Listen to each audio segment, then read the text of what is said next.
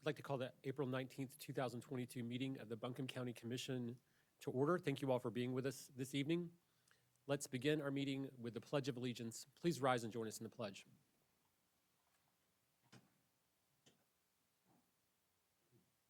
Pledge allegiance to the flag of the United States of America and to the republic for which it stands, one nation, under God, indivisible, with liberty and justice for all.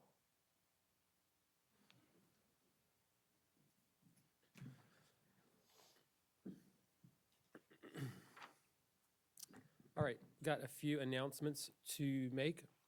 Anyone that's attending the county commission meeting who used the county parking deck or used public transit to access the meeting can get validation for those passes from the security officers who are with us this evening. You can see them on the way out. I want to read the ethics reminder to the board. In accordance with the code of ethics adopted by the board, all county commissioners have a duty to obey all applicable laws regarding official actions, to uphold the integrity and independence of the office, and to avoid impropriety in the exercise of official duties, to faithfully perform the duties of the office, and to conduct the affairs of the governing board in an open and public manner. Is there any item on the agenda, the outcome of which will have a direct, substantial, and readily identifiable financial impact for any board member?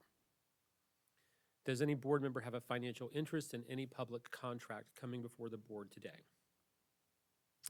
There being none, all board members have a duty and obligation to vote on any matters voted on by the commission at this meeting.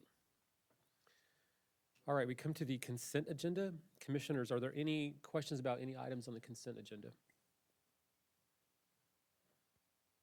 Are there any members of the public that have any questions about any items on the consent agenda? Mr. Yelton. Yeah, come to the podium, please. You can come to the podium, please, so we can make sure we all hear it. My question is a very serious one, and I would like to see an explanation of how conservation easements, and I'm all for conserving things and keeping them natural the way they are, but what is the assurance that 150 years from now, those conservation easements will be honored? Because I know that the University of Virginia has done some work and said there is a question, and I've asked some attorneys that, and they said, well, it's who is alive, but we won't be alive then. And I just like, you don't have to address it today. I'd appreciate you can let your county attorney write me a letter on it, okay? All right, thank you for the question. I think it's a fair question. Ms. Pender, I don't know if there's anybody in the room who might have like a response offhand. We can respond in email if we don't. I don't think we have one offhand. We will have to do that. Yeah. We do know that we put a restriction on that deed right now, but to his point, I'm not sure what happens 150 years from now, so we will have to research that. Right. So we'll send you a written response, but I think just as a non-attorney, I think that, you know, our understanding is these are legally binding perpetual easements, right? So the intent is that they will be permanently conserving the conservation values of the property in perpetuity, but we'll have someone more qualified send you a response. Yep. All right. Commissioners, is there a motion to approve the consent agenda and we do have one other item we need to add to the agenda, which is the announcement of a public hearing at the next meeting. Here it is. All right, we need to add to the agenda a motion to call a public hearing. And the public hearing will be at the May 3rd, 2022 meeting at 5 p.m.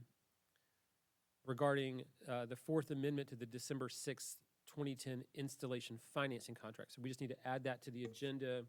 We can do that under new business. So is there a motion to approve the consent, approve the consent agenda, the remainder of the agenda as published with the addition of that one item under new business? Motion to approve. All in favor, please say aye. Aye. Aye. All right, great. All right, the first item on our agenda is a presentation, and it's a proclamation recognizing Sexual Assault Awareness Month. And I think Commissioner Edwards is going to read the presentation, and Paulina Mendez is here as well. Thank you. Yes, sir. Hey, I'm sorry. I made a mistake. We are going to do public comment first, so I'm jumping ahead. Sorry about that. So yeah, let's do public comment. We've got 5 folks that have signed up for public comment. And the first is Don Yelton. And our procedures under public comment, each person has 3 minutes to address the board. You'll get an orange light when you got about 30 seconds left and a red light when your time's up. We do ask folks to discontinue their public comment when time's up because we want to give everyone the same amount of time. And commissioners aren't expected to respond when folks are giving public comment. This is our chance for the commissioners to listen to the public. Mr. Yelton. I know you got a lot to do today, because right there is what I printed off from today's meeting, okay? But I want to congratulate and thank your finance department. I went back and talked to Don. He said he wasn't the one for it, but you have all the projects that you're closing out listed. And that's good. And that's the first time I've seen that much on those projects. Now, the next step would be to let us know if it came in under budget or over budget and how many times you had to adjust the budget line item. I'm not trying to be picky. I'm just saying if you know what you're doing, you know where your money goes, number one. Number two, on your Behavioral Health Justice Collaborative stakeholders, I see on there sterile needles program. Does that mean we're going to give more free needles to people on drugs so they can throw them on the street? We've already got a problem with that. Is that what that means? If we're going to do that, why don't we stamp the county's name on there so that we can know when they're in the street where they came from? Because if you don't do a reward punishment type system, nothing works. So that's number one. Number two, I see $1.5 million asked for the sheriff's department. They need it badly, folks. They need the increase. And when I see all these millions being thrown around on this thing, we shouldn't have any problem at all to get $1.5 million for the sheriff's department, folks. Not any problem at all without increasing taxes. Because in the pre-meeting today, I heard a discussion of floating a bond guaranteed by property taxes. See, I do listen to what's going on. So, you know, I don't think I'm going to spend my time here the rest of the meeting because you all are going to make up your mind what you're going to do. You know how you're going to vote. I'm going to go out and wake the people up to the fact that we're going to float a $70 million bond backed by taxes to provide affordable housing. And what you all don't realize, every time you do that, your increase in taxes, what does that do to rent? What does that do to somebody that has a rental property? What does that do to somebody that has a house? And it's not the few pennies that was given to you today. It's done based on the price of the house. And so we've got some very valuable houses, and their taxes will go up a lot, but they don't care. They can afford it. But some of the local people here can't afford it. And some of these smaller houses in Asheville, and these holes and hollers, if you saw their tax bill, you would faint, folks, and it would make you very angry. So it's our money. There is an election coming up. Y'all have a good meeting. You're going to have a long one today, but I'm going to be out knocking on doors telling people what's coming because we have got to wake up.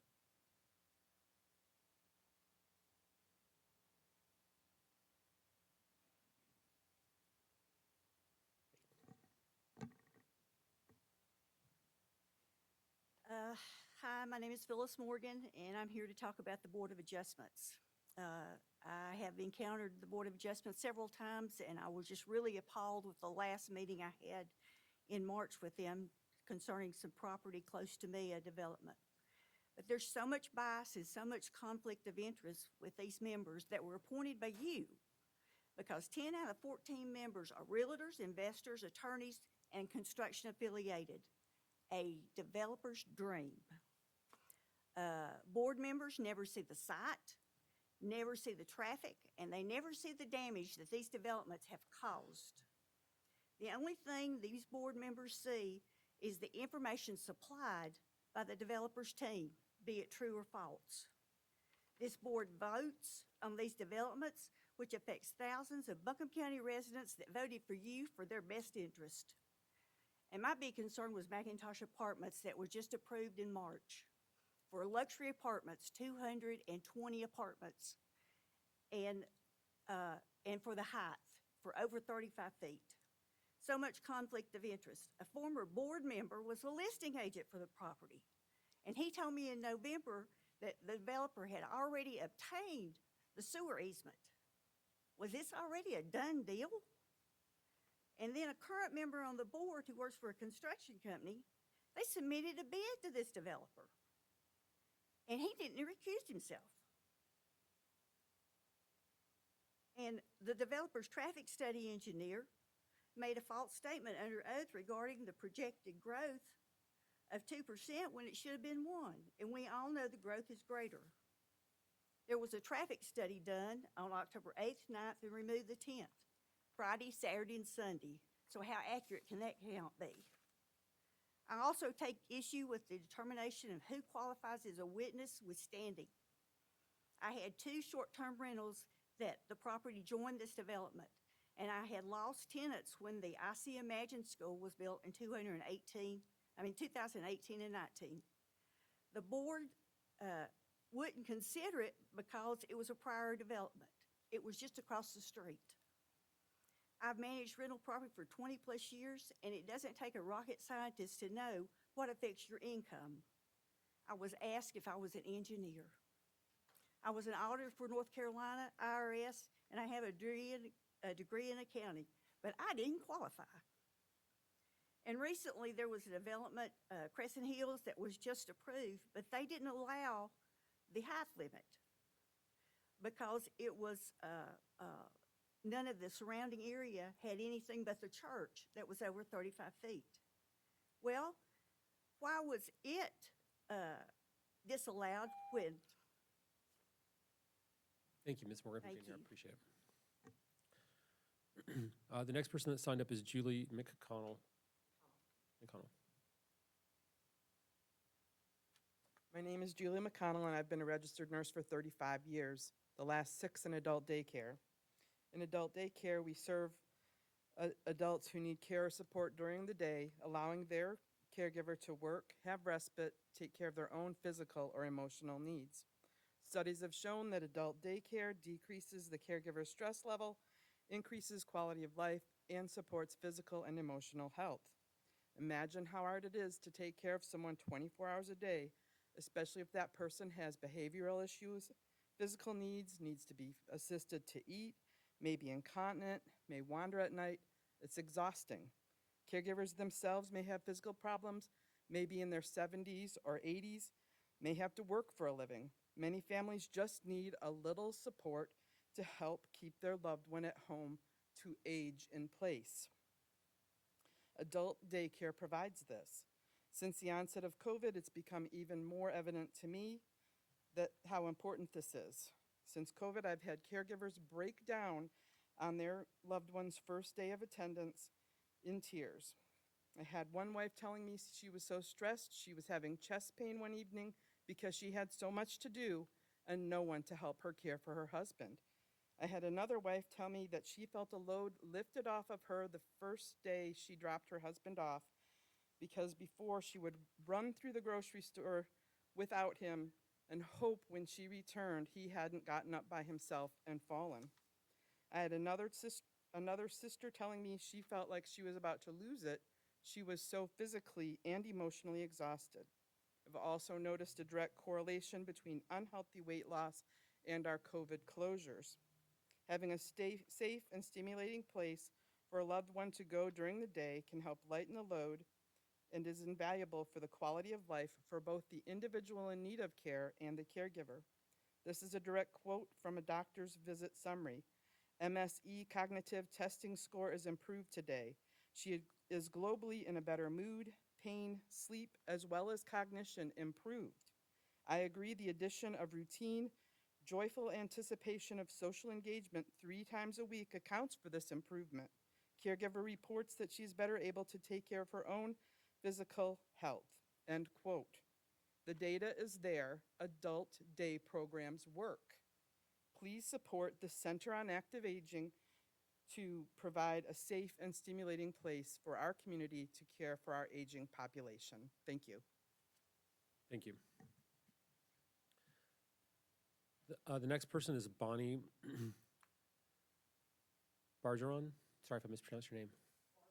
Okay, great. My husband and I moved to this area 11 years ago. Shortly after that, he was diagnosed with a type of dementia that includes a component called primary progressive aphasia. You may have recently heard of the actor Bruce Willis having to step back from his acting career due to his diagnosis of aphasia. The latter stages of this disease result in an inability to express one's thoughts and eventually in a total inability to speak or even swallow. My husband could not be left alone for even a short period of time. I did not have any family available to stay with him while I ran errands, attended my own doctor's appointments, took care of other business, or simply enjoyed free time to relax. As his condition deteriorated, I began to research care options, including assisted living facilities. He did not need the type of care provided by a nursing home, which Medicare and insurance would have paid for. I quickly realized that we did not have the financial resources necessary for him to be cared for in a place that could handle his medical condition and that would allow for me to continue to reside in our home. And besides, neither one of us wanted to live apart from each other. We were the type of couple that were referred to as being joined at the hip. Where you saw one, you usually saw the other. One of his doctors referred me to the currently named Mountain Care Adult Day Services. He enrolled in their program for about 2 years before he passed away in 2016. He participated on an average of 2 times a week. I was able to leave him in a safe place. He was mentally engaged. He participated in programs and activities there and on field trips. They didn't just prop him up in a corner and leave him alone. He made friends there with both the staff and other clients. He went on field trips. He got healthy snacks and lunches while he was there. He would proudly show me the artwork he was there able to create. He made friends. He was able to feel valued while he was there. And I knew he was being cared for and he was safe. And I was able to breathe and relax while he was there and also take care of my own needs. And even if it was just something as simple as going grocery shopping, which I never thought I would enjoy. This program also extending their love to both me and other caregivers and established a support group. I want you to know that Buncombe County has a gem in their crown with this program. There wasn't a program like that where I came from when I needed it to take care of my mother who had Alzheimer's. And I would appreciate the commissioners considering this in their strategic plan for 2025 when you look at programs for the aging of adult elderly people. Thank you.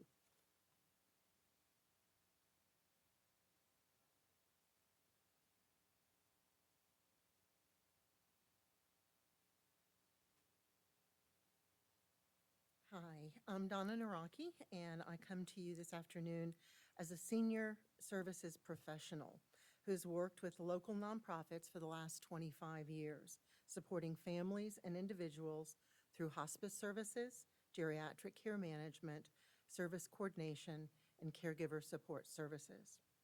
While Western North Carolina does a relatively good job of supporting caregivers and care receivers, it can do better. Throughout my 25 years, I have seen the quality and availability of services improve. But unfortunately, easy access to coordinated care remains a challenge. Individuals who can afford to pay for a geriatric care manager are able to turn over the frustration of searching for websites, calling numerous agencies, or figuring out what step comes next in the care of their loved one, thereby allowing those caregivers the ability to step back and breathe. But for the majority of caregivers looking for help, this is not an option. The mission of our senior services organizations in our community boils down to the same thing: to provide the best care possible to our aging population in an environment of compassion that preserves respect and dignity and improves the quality of life for both care recipients and their care providers. By the time an already stressed caregiver navigates through the maze of senior care services, they have hit caregiver breakdown. They are engulfed in exhaustion, fear, anger, guilt, and a myriad of other emotions. As a community, we have the ability to effect a change. We have the knowledge, we have the plan, we have the skills, we have the need, and we have the desire. We just need council's support and community funding.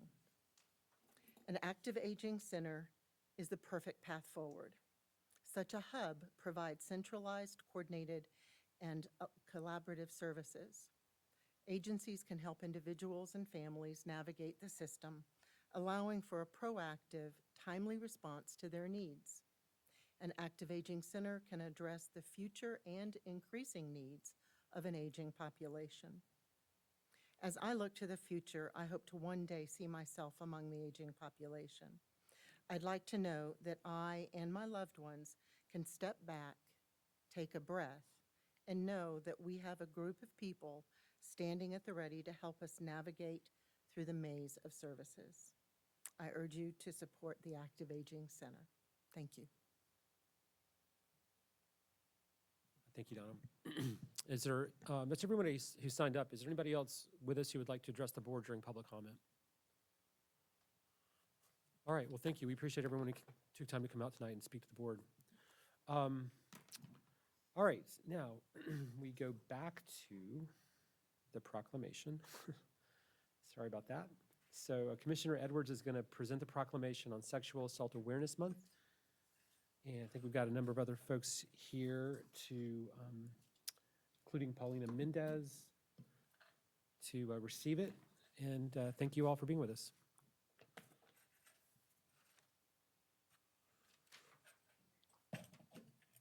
County of Buncombe proclamation for Sexual Assault Awareness Month. Whereas April is Sexual Assault Awareness Month and calls attention to the fact that sexual violence is widespread and impacts every person in Buncombe County. And whereas sexual violence affects people of every age, race, gender, sex, sexual orientation, national origin, socioeconomic background, religion, and we recognize the added barriers and long-term impacts faced by survivors with historically excluded identities. And whereas every day, survivors and communities across North Carolina suffer the pain and trauma of sexual assault. And whereas this crime occurs far too frequently, goes unreported far too often, and leaves long-lasting physical and emotional scars. And whereas during National Sexual Assault Awareness Month, we recommit ourselves to lifting the veil of secrecy and shame surrounding sexual violence, strengthening our support for survivors, and changing the culture and attitudes that allow sexual assault to proliferate. And whereas we work towards a society that upholds every person's right to live free from sexual violence, where our institutions and communities are committed to preventing sexual assault and harassment, supporting survivors, holding those who harm accountable, and whereas at every level we must work to provide necessary resources to survivors of every circumstance, including medical attention, mental health services, relocation and housing assistance, and advocacy during the criminal justice process. And whereas Buncombe County communities can come together to increase awareness about sexual violence, decrease its frequency, and heal lives.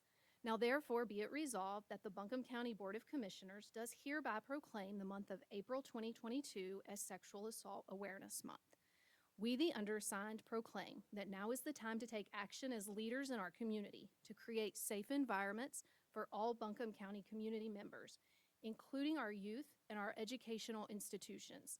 We must work together to educate members of our community about sexual violence prevention, support survivors, and speak out against harmful attitudes and actions. We join advocates and communities across the country in playing an active role to prevent sexual violence.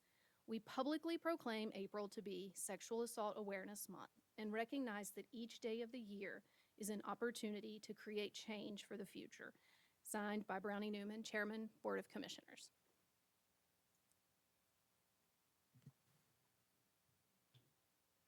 Thank you, Commissioner Edwards, and thank you, County Commission, for honoring April as Sexual Assault Awareness Month. My name is Rita Snyder-Cotter. I am the co-executive director at Our Voice, which is Buncombe County's Rape Crisis Center, and I have our Director of Prevention and Education, Maria Suarez, here as well. I also wanted to make sure to take the time to thank you for taking the time out of this meeting to declare something so important as anti-sexual violence and recognizing that it does impact all types of folks and all types of communities, and that we do need to take a stand against that. And just so folks, if they're not familiar with Our Voice, we are Buncombe County's anti-sexual violence and anti-human trafficking agency. We provide support services to folks who are 13 and up, whether they have experienced one of those types of violence themselves, or maybe they know somebody who has and they're being impacted by that. And we do that in a lot of different ways. So we have case management, we have individual counseling, we have support groups, we have a 24-hour crisis line, and all of our services are free and confidential. And then, of course, we do prevention education in the communities with youth and adults, talking about various topics regarding consent, sexual violence, understanding human trafficking, and then some, right? So you can learn more about Our Voice at ourvoicenc.org, or you can follow us on Instagram or Facebook at Our Voice NC. We currently are doing a Sexual Assault Awareness Month educational series that is talking about how it does impact all folks and how it can impact different communities in a lot of various ways. So thank you so much. Thank you. I also just want to quickly invite y'all to Denim Day, which is April 27th of this month. There is an article on County Central, check it out, and also just on the county website. So we want to invite you to wear denim on April 27th in honor of Sexual Assault Awareness and Prevention Month. And I just want to note that at the Family Justice Center, we are one place for survivors to be able to access 10 on-site partners and services, much like Our Voices services, and we don't do anything alone, and we don't want survivors to feel like they're alone either. So we welcome folks to come on their path to healing, and I really appreciate y'all taking the time tonight. Thank you. Thank you. Thank you all for being with us and for your important work.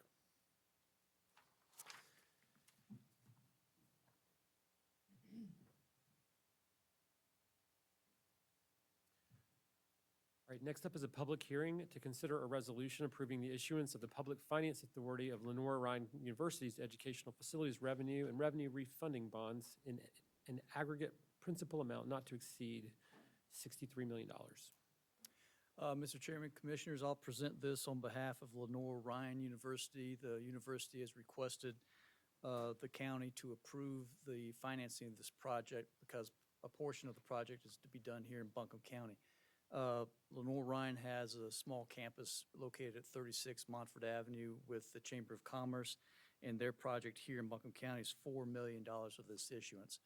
This is almost identical to what this board did on behalf or the Givens estate several months ago. Same thing, it's a public finance authority under the laws of the state of Wisconsin for tax exempt status on these bond issue. So just request a public hearing to approve it.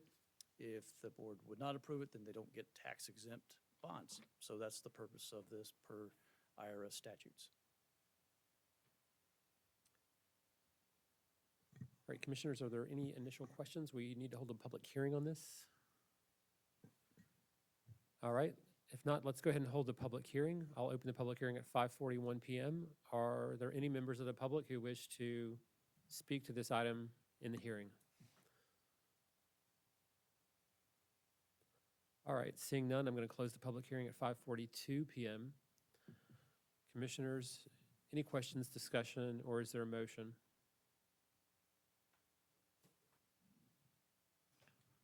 I so move. All right, we have a motion and second to approve the resolution. All in favor say aye. Aye. Aye. Any opposed? All right, thank you. All right, next up is the county manager's report. Thank you, Commissioner. I have two items, actually, and I'd like to introduce Derek Rubel. Derek, would you step forward, please?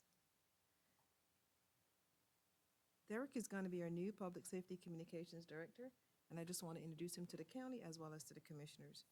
Derek was raised in Tazewell, did I say that right? Tazewell County, Virginia, and began his career in public safety with the local rescue squad. He is an U.S. Army veteran, and he served in various volunteer and paid positions with rescue squads, ambulance services, and his hometown volunteer fire department for 28 years. For 10 years, Derek was the director of 911 and emergency communication for Tazewell County, his hometown.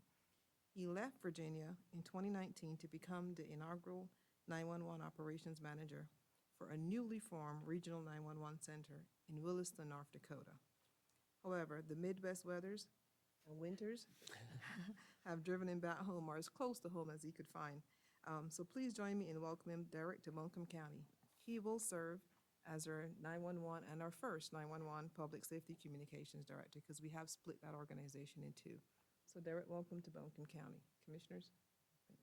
All right, thank you, Alvaro. Derek, we're really glad to have you on the team in this important role. Thanks for joining us. We're glad to have you. Thank you, and I'm just excited to be here working with a community that is proactive instead of reactive in dealing with public safety. Thank you. Thank you. And that's Commissioners. The next item we have on the County Manager's Report is an update on our Reparations Commission. And I see Sala is here. So Deborah Clark Jones is going to be coming on virtually to do that report. Thank you, Manager Pender, Mr. Chairman, Commissioners. Thank you for the opportunity to provide a brief update on the reparations project. I regret not being able to join you in person.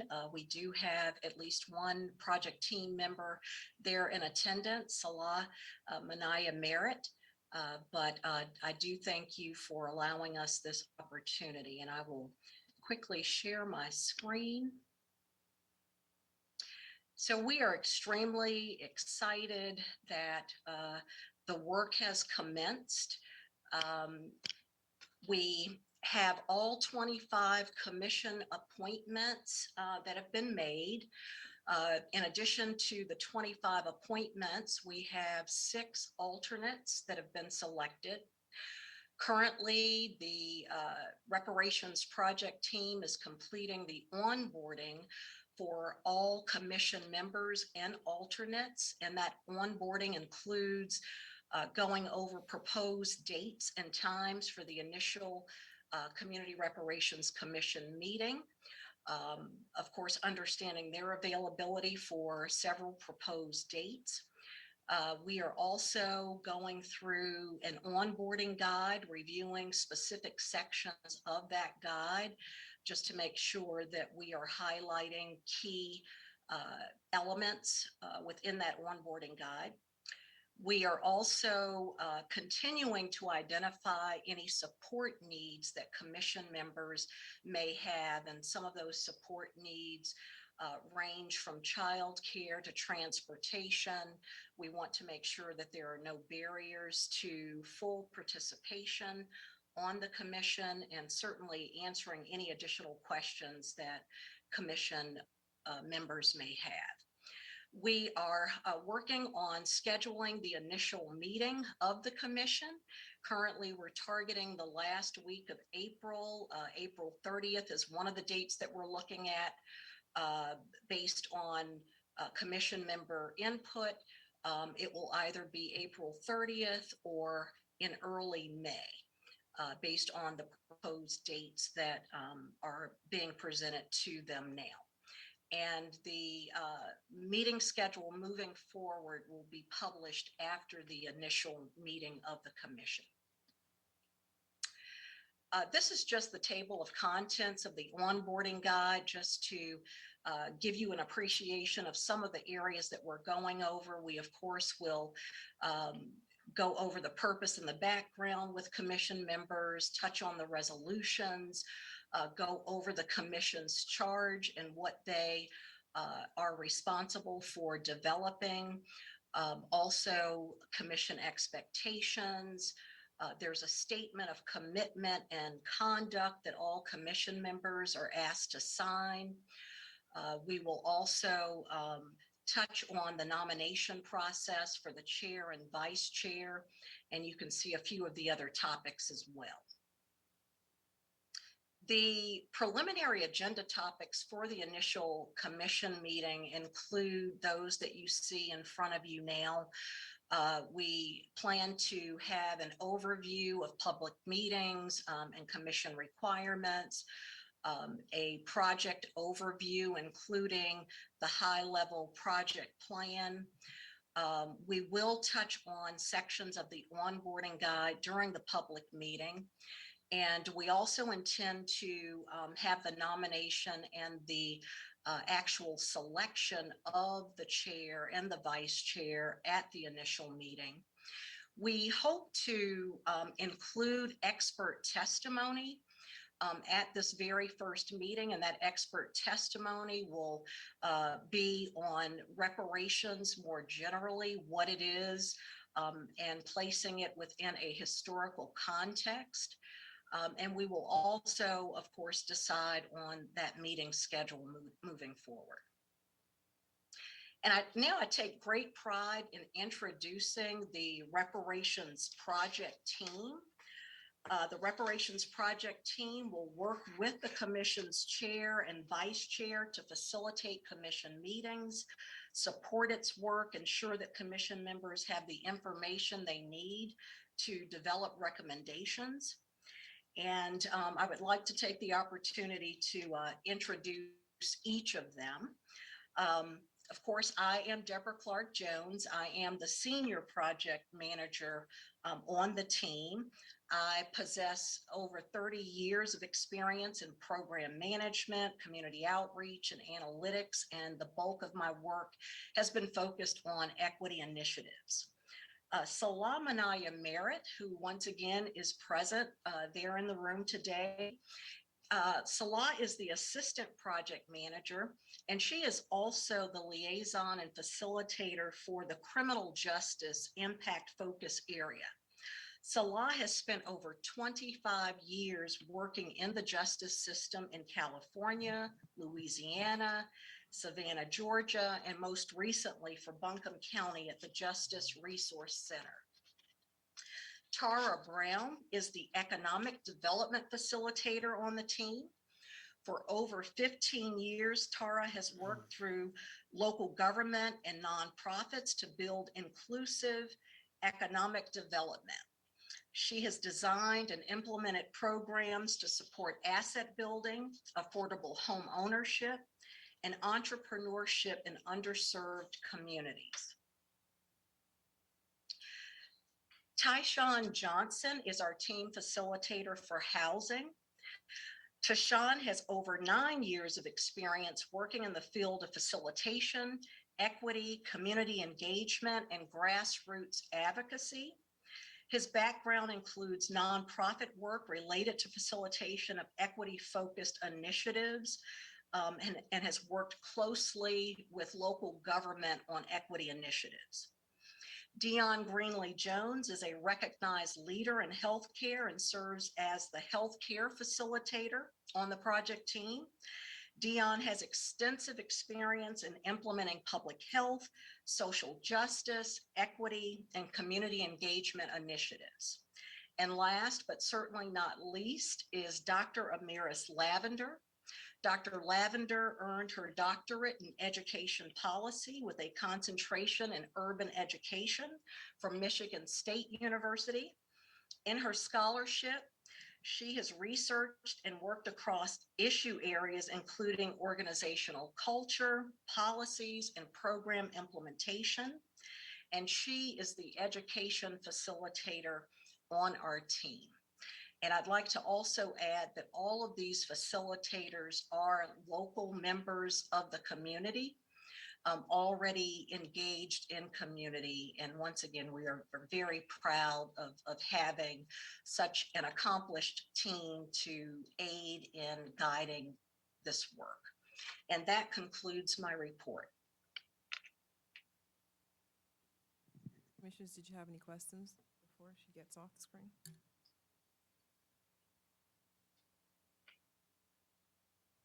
I don't think there's any at this time. Thank you, Deborah. Thank you. Okay, great. Thanks, Avril. All right, the next item on our agenda is under old business, and it's next steps on the Ferry Road planning process.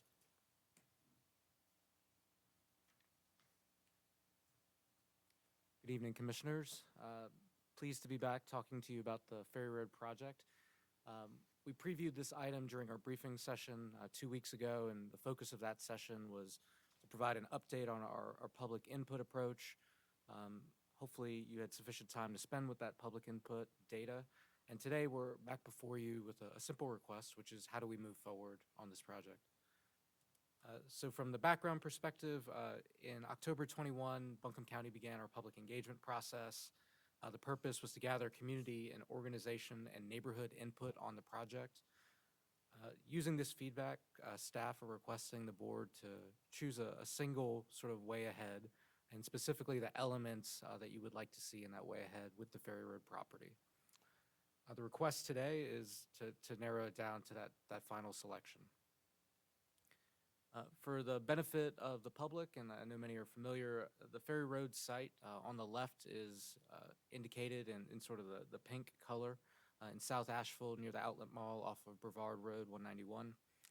On the right, you can see a snippet from the suitability study that was performed by our Equinox team. The purpose of that study was to understand how we can conserve as much of the property as possible, but still have areas that are suitable for development. And you can see how that's displayed on the right. As a quick reminder, we're not going to go through all of the public input that we received and that we discovered or that we reviewed 2 weeks ago, but just to highlight, it was a multi-phased approach, and that those multi-phases included direct contact with the neighborhood, and the neighborhood meaning those folks that live adjacent to the property, over 100 parcels. That was an in-person meeting as well as email correspondence. Additionally, we engaged key stakeholder organizations in our community. And so these are organizations that have a vested interest in affordable housing, environmental conservation, recreation, organizations like Habitat for Humanity, Connect Buncombe, et cetera.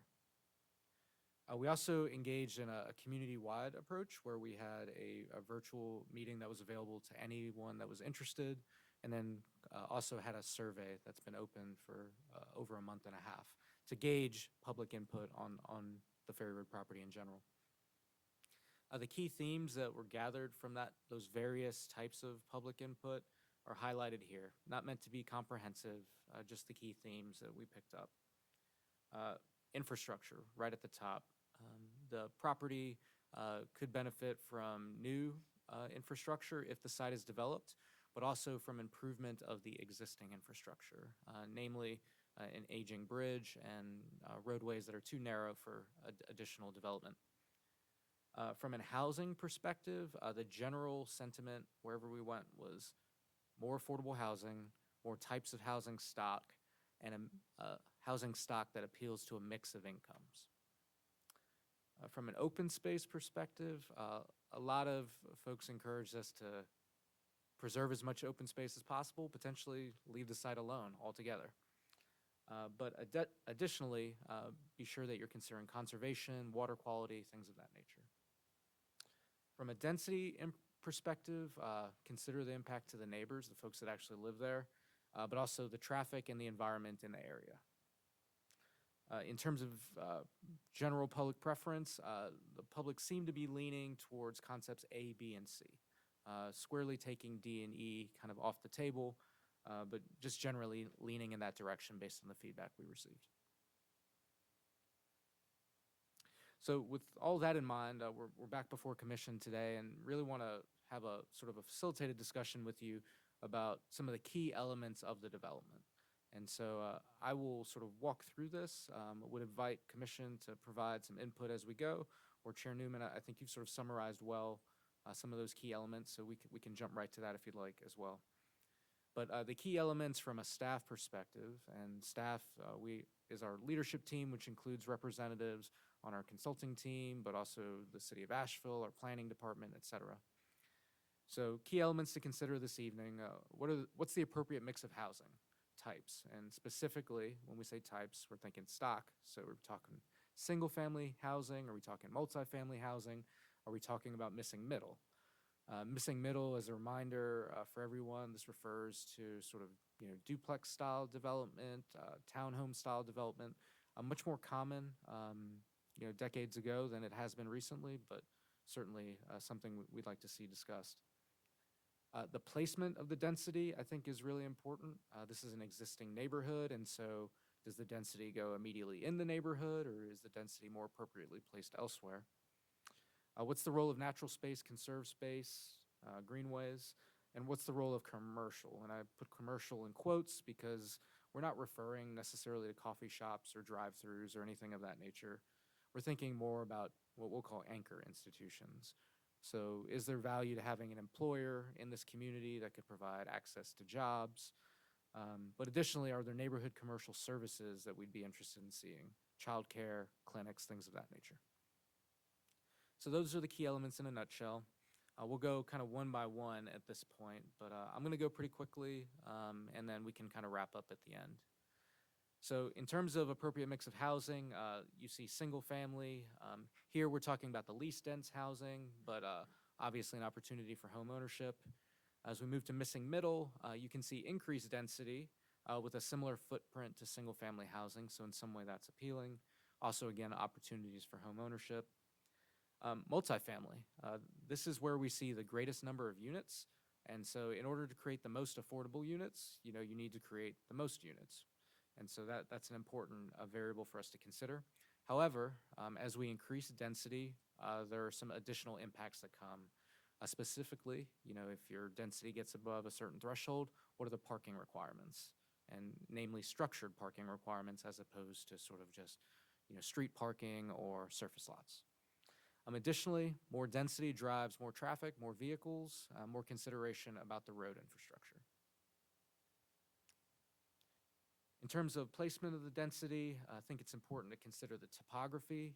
When you look at it on a picture, this development suitability looks great because we don't see the grades. But once you start looking at the grading of the site, that can have a great impact on where you can put the density.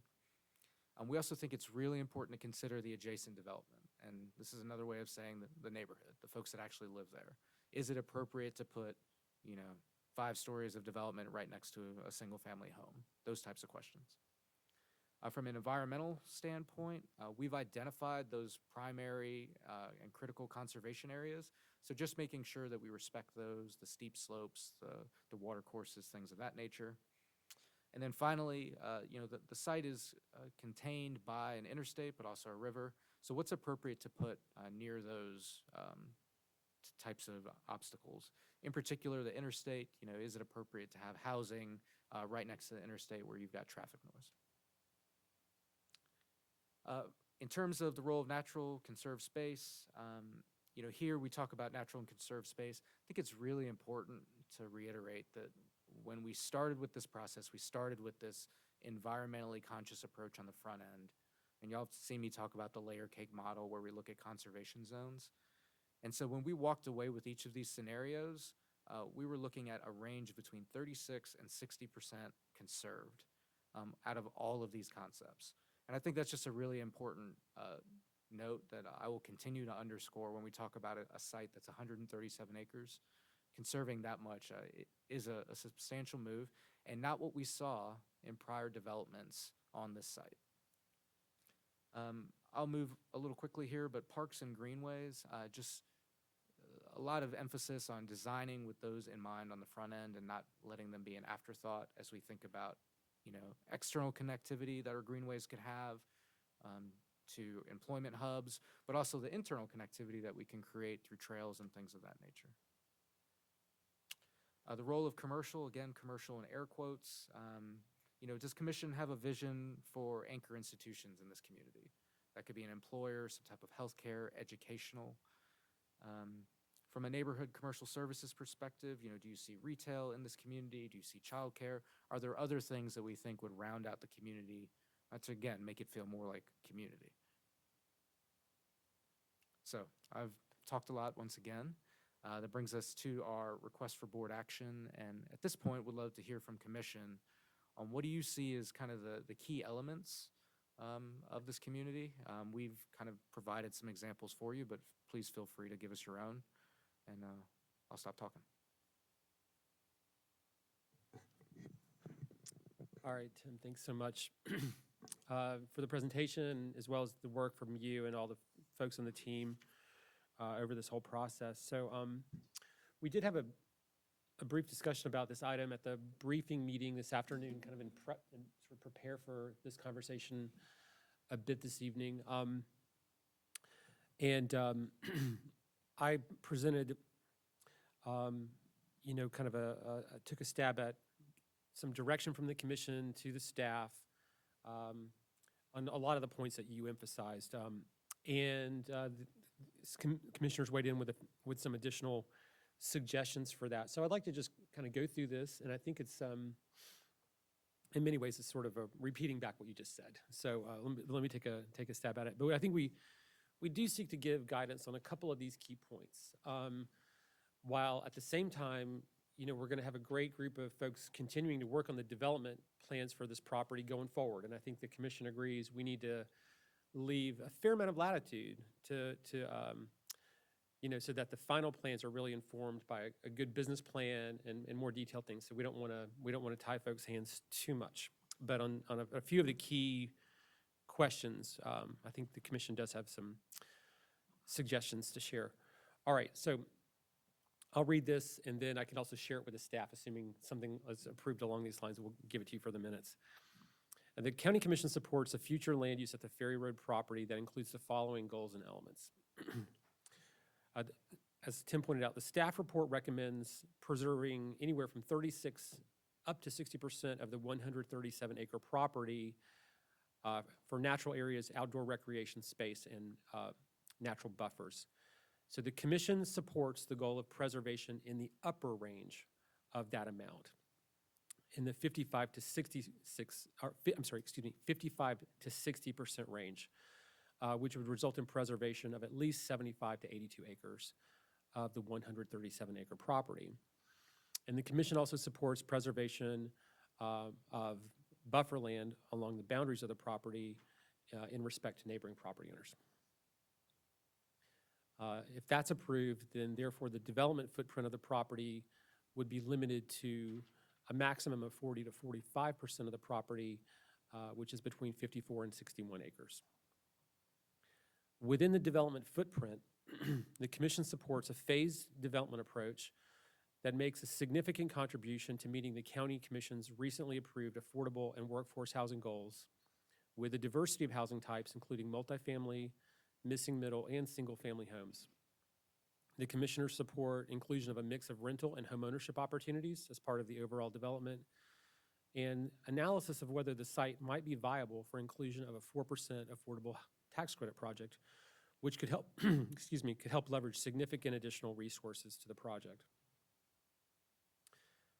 Next, the commission does support potential inclusion of some commercial elements if financially viable and harmonious with the overall project design, such as live workspaces, light manufacturing, outdoor recreation-oriented businesses, childcare facilities, neighborhood-oriented businesses, and other opportunities as may be identified.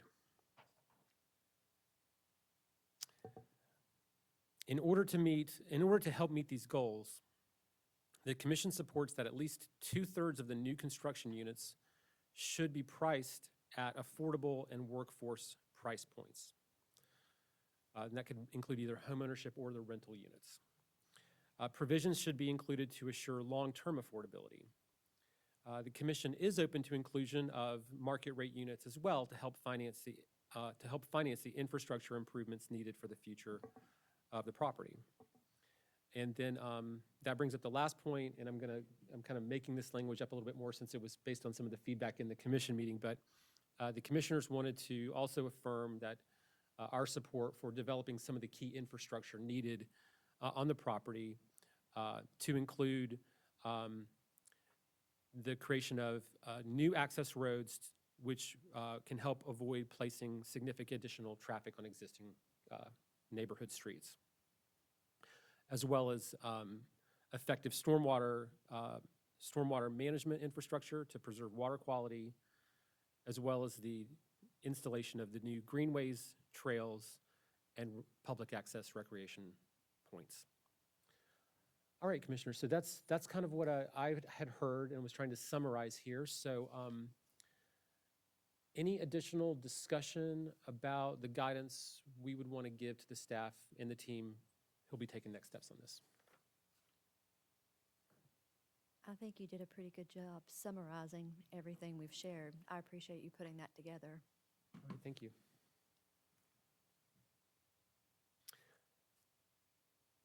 Is there a motion? I'll make a motion that we approve the key elements that Chair Newman shared in his draft. All right, thank you. A second. All right, we've got a motion and a second to give direction to the staff consistent with the statement that I just read, and we'll share with the staff the notes here for the minutes. Further discussion. From the staff, any points that you feel like you need direction on now that we're not speaking to in the elements we've noted here? I think this is great. I appreciate y'all taking the time to consider this. And, this is not the last time we'll talk about this property. And, as we talk about the next steps, we're going to learn a lot as we try to pencil this out and look at the financial feasibility. And so we'll be back. But I think this gives great direction, and I'm excited about the potential for the community. Great, we are too. And I would just also note that I think, that from the feedback I heard from the commission, there are some specific numbers in here. And there is some thought that went into each of them. They weren't just kind of drawn from the air. But at the same time, I think, we do intend these to be guidance, right? So as you and your team work on further development of the plans, if you come back with, we would welcome you to come back with suggestions, even if they might be different from this. If you think there's some good reasons to do something a little bit differently as the plans are fleshed out. So these are not meant to be written in stone. It sort of reflects the current thinking of our group based on the information that we have at this time. Understood and appreciated. All right. All in favor of the motion, say aye. Aye. Any opposed? All right. Thank you. Yep.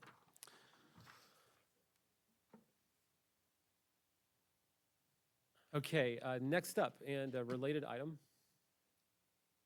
is a discussion under new business of further of other county-owned properties and planning for those. And let's take up that item, and then we'll come to the item we added to the agenda. But since this is related, let's just stay on this one. Great. Well, good evening, Commission. Glad to be back before you. This time I have backup, and I'm looking forward to introducing you to a few folks. Y'all, of course, know Matt Cable. Matt will join me during this presentation. But additionally, we have a couple of folks from the UNC School of Government Development Finance Institute. They're sitting right up front. We've got Marcia Parrott and then Sarah Odio right up front, but you'll hear from them in just a minute. So as we go ahead and get started, just a few slides to take us on our way. So the purpose of our presentation today, when we met last at the briefing, we talked about how do we move the Ferry Road property forward, but also these other county-owned properties that we've been referring to as the downtown properties. The reason we're even talking about this is we think this is a way to support the commission's, guidance for us. And, where is that guidance sort of documented? It's in the Buncombe 2025 strategic plan. It's in the Racial Equity Action Plan. It's in our affordable housing goals. And so we think this is one strategy to get there. And just to give an example of what those specific goals are, in our vibrant economy goals within the strategic plan, the commission says that we should implement land use strategies that encourage affordable housing near transportation and jobs. Clearly a great example of what we're talking about with the Ferry Road property. From a resident well-being perspective, we talk about expanding and maintaining cultural and recreational assets. Again, an example of what we've been talking about with Ferry Road. From the REAP, or the Racial Equity Action Plan, we talk about improving housing outcomes for the most impacted communities. We also talk about improving wellness and recreation outcomes for those most impacted communities. Again, as we talk about affordable housing, recreation opportunities, these are the goals that we're pursuing. And finally, as you've recently sort of made official, affordable housing goals, just simply attempting to increase the supply of affordable housing in our community. So with all that said, we think county-owned property is an opportunity. However, we think to really move this opportunity forward, we needed to bring in some expertise. And so we wanted to introduce you today to our potential partner, which is, again, the UNC School of Government Development Finance Initiative, DFI. And I would like to invite Marcia Parrott, but also recognize Sarah Odio, who are here with us today, to talk about what they do, and then we'll go through the rest of the presentation. Good evening. Marcia Parrott, Associate Director with the Development Finance Initiative, and as Tim said, here with my colleague, Assistant Director for Housing, Sarah Odio. I represent the Development Finance Initiative, or DFI. We are a program within the Community and Economic Development umbrella of the UNC Chapel Hill School of Government. For those of you that might not be familiar with the School of Government, it is the largest university-based research, training, and advisory organization in the U.S. I think you have quite a few UNC MPA graduates among your staff, so turning out the finest staff and elected officials in service of local government. Our particular group, DFI, is essentially a consulting firm housed within the school. We provide technical assistance around real estate development finance to local governments all over the state. We actually celebrated our 10-year anniversary this past fall, providing assistance to help local governments translate their community and economic development goals into actionable real estate projects, usually by leveraging their own assets that they have before them. This idea has been pretty successful since our inception. In the 10 years that we have been in existence, we've now partnered with, I think it's over 170 projects right now in over 100 communities across North Carolina on all kinds of community and economic development related real estate projects, from affordable housing, like we're contemplating here, to neighborhood revitalization, economic development projects, as well as helping local governments react to requests for public-private partnerships from the private sector. The work that we're contemplating with you all is assisting you all in doing more proactive pre-development work. So taking that vision and goals that you've articulated for the Ferry Road project and then translating them into a financially feasible and actionable development plan. We would then help you all take that plan to the development community through a competitive solicitation process where we would solicit private development partners to compete to be your partner to fulfill that vision. Once that development partner is selected, we would then be with you every step of the way in negotiating that development agreement, making sure that your development partner is in lockstep with the public interest that you hope to achieve through this project until shovels are in the ground. So essentially a full service suite of pre-development assistance, from translating the key elements that you just articulated into an actual development plan with financials behind it, to recruiting a partner, to then negotiating an agreement with that partner or partners. Tried to keep it brief because I know that you've had already a lot of discussion on this topic, but happy to answer any questions you might have.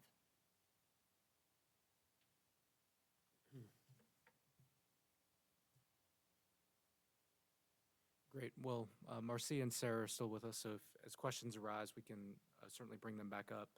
But I didn't ask Marcia to brief why DFI. That felt like she'd be embellishing a little too much. But just as a reminder, because I do think this is important, experience, and Marcia has articulated that, over 100 clients across North Carolina. So we're not talking about bringing somebody from out of state that has to ramp up and learn our statutes, things of that nature.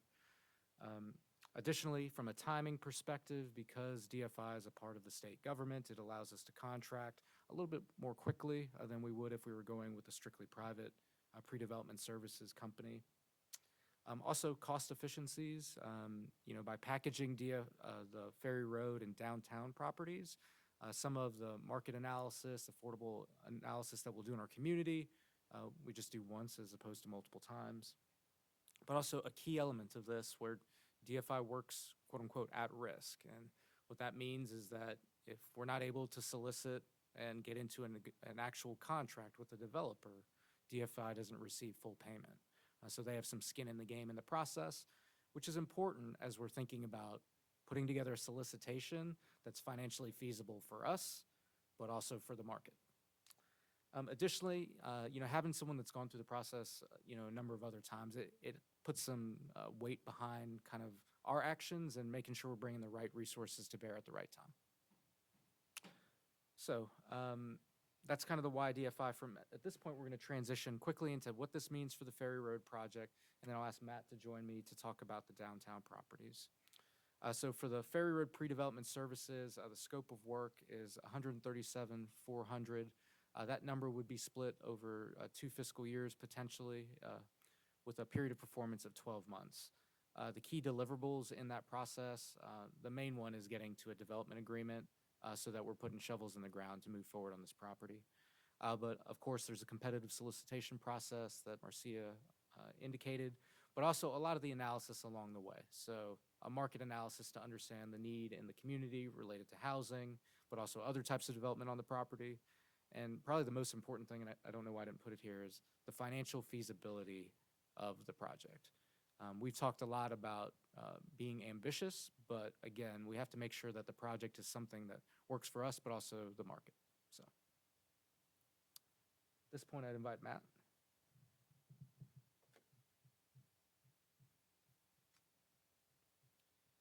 And again, I know you just heard this information at the briefing earlier this month, so I won't get into all of the details.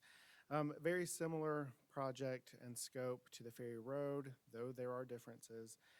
The cost here at just over $83,000. The period of performance is a little bit longer because as you all are aware, we've done a lot of public input process for Ferry Road. We're kind of at a different stage for that project. So this would be a 12 to 24 month period of performance.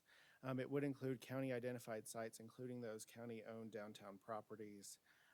It is a 2-phased deliverable with a site assessment as part of phase 1, as well as the selection of 2 sites to move forward and try to get to that development agreement, which is the ultimate goal. So the request before you is to reallocate funding from the Affordable Housing Services Program funds in FY22 to support both the Ferry Road Pre-Development Services Contract and the Affordable Housing Feasibility Study Contract, and also to direct staff to move to contract with DFI. And as Tim has mentioned, the group of us are here to answer any questions that you have. All right, thanks, Matt. Commissioners, are there any questions? I do have one question. I mean, this is, these are, Ferry Road's a pretty large tract of land for our part of the country, of course, and then these downtown properties, 3 of them. There's actually more than 3 on Cox Avenue. There's like several different parcels, so it's 3 different areas. So this is a lot. This is a pretty big scope of work. I feel like we're asking the team to take on, and I know it can't all be done at once, but just thinking, also just sort of thinking ahead, like if there are other, because we've set these sort of long-term goals, thinking about what we want to do between now and 2030, right? If there are other properties that are identified that the county thinks, this is a good property, maybe we have some control over it, or like another public agency was interested in some of these same kinds of ideas, could we, obviously thinking about capacity and workload and all those different things, could other projects be added to this for further analysis down the road? Just we're contracting for these specific properties, but is there kind of a model here to kind of assess the feasibility of other potential properties in the future if sites are identified that seem interesting? Yeah, I'd like to lead with an answer, but also invite Marcia to talk about what has happened in other communities, not necessarily ours. I think there's a lot of openness from the staff perspective to that concept. as long as the projects kind of fit together. We don't want to, add a lot of projects that maybe aren't adjacent to our existing parcels because we would be spreading ourselves maybe too thin. But I think there's openness to that discussion, but Marcia, would you like to share? I just echo what Tim says. Absolutely. There are certainly efficiencies to add additional properties. And although we're contracted to look at these properties specifically, we don't do it in isolation. We're going to look out for other opportunities that could extend your impact where possible. So certainly, we're open to adding additional parcels as appropriate. Great. Just had a quick question. It's very exciting. Maybe this is for you, County Manager Pinder, but how do you see this intersecting with the assessments we've been doing around county-owned facilities and the location, say, of various departmental functions, and conversations we've had around potentially co-locating affordable housing with other, with parts of county government? Just thinking about how those two conversations kind of find each other. Right, and I think the slide that they had up there before that had the locations downtown, they had the Cox Avenue, Yeah. Wolfen, and Valley Street. So specifically for me, and I already had a brief conversation with DFI, would be the Cox Avenue seems to be the first one that we will want to look at because that's not encumbered with any departments at the time. It's truly just a parking lot. The second, we do have to still work with our family justice partners to see if we can even co-locate in that space to make sure we're still victim-centered and don't disrupt their services. So we're still working through that. So we don't have an answer for the Woodfin today. But DFI is willing to sit down with them as well as our partners now that we have from our facility study and truly work through what would that look like if we had to co-locate or use that parking lot. So that's the second step. But the first for us would be to look at the Cox Avenue. They're going to assess all the properties, but if the first we can move to shovel ready and get ready to start building on, we're trying to prioritize that Cox Avenue. That's helpful. I think this may be just kind of semantics at some level, but as we approach that Cox Avenue property, is it with solely a focus on affordable housing, or are we thinking about potential mixed uses, whether it was a county function or whether it was a downtown grocery store or daycare center? All of the above. Okay, so that's within y'all's purview to kind of have that broader lens. Great. Okay, great. Thank you for walking me through that.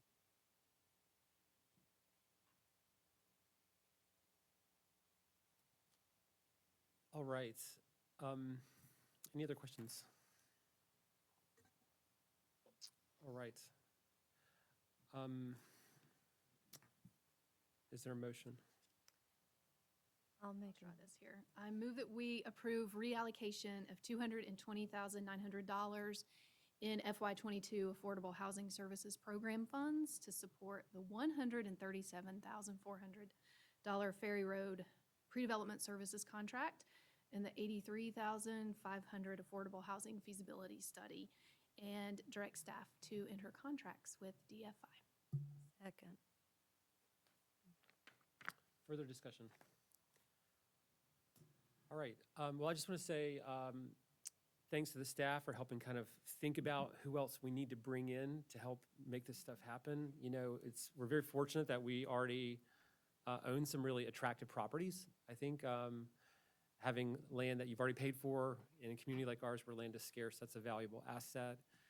But nothing is easy, right? And there's challenges, and opportunities with each of these properties. So I think y'all have done a great job bringing DFI to the table to help think about how to move forward and execute on these opportunities. So it's really exciting to have y'all as part of our team. So thanks for coming up today and answering some of the questions, and look forward to working with you. All in favor, say aye. Aye. Aye. Any opposed? All right. Thanks, everyone.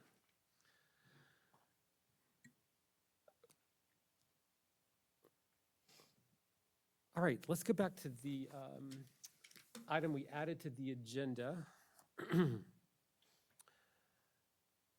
So we need a motion to call for a public hearing. A public hearing, this is what it will be for. A public hearing is hereby called by the Buncombe County Commissioners to be held on May 3rd, 2022 at 5 p.m. or as soon thereafter as the board can hear the same in the Commission Chambers, 200 College Street, room 326, Asheville, North Carolina, concerning the Fourth Amendment to the December 16th, 2010 installation financing contract. And Mr. Free, would you like to put any of that in more plain English so everyone's clear on what it's for? Sure. The real reason we're doing this, it would have been a briefing agenda on May 3rd and then the public hearing on May 19th. But we learned during a conference call this morning is that if we wait for the public hearing on May 19th, then it wouldn't have time to get ready for the local government commission in early June. So this has been a plan in the works from Finance Department for a partial refinance of 2010 bonds and some new funding for projects of school roofing, tracks, and project at the landfill for Cell 7. All right, thank you. And so this will be to hold the public hearing. So we're basically providing notice for the public hearing that will happen on May 3rd. Is there a motion to approve? So moved. All right, we have a motion and a second to approve calling for the public hearing. All in favor say aye. Aye. Any opposed? All right, thank you. And next up is consideration of approval for a letter of support for Lutheran Family Services, and Philip Harden is here to present this item.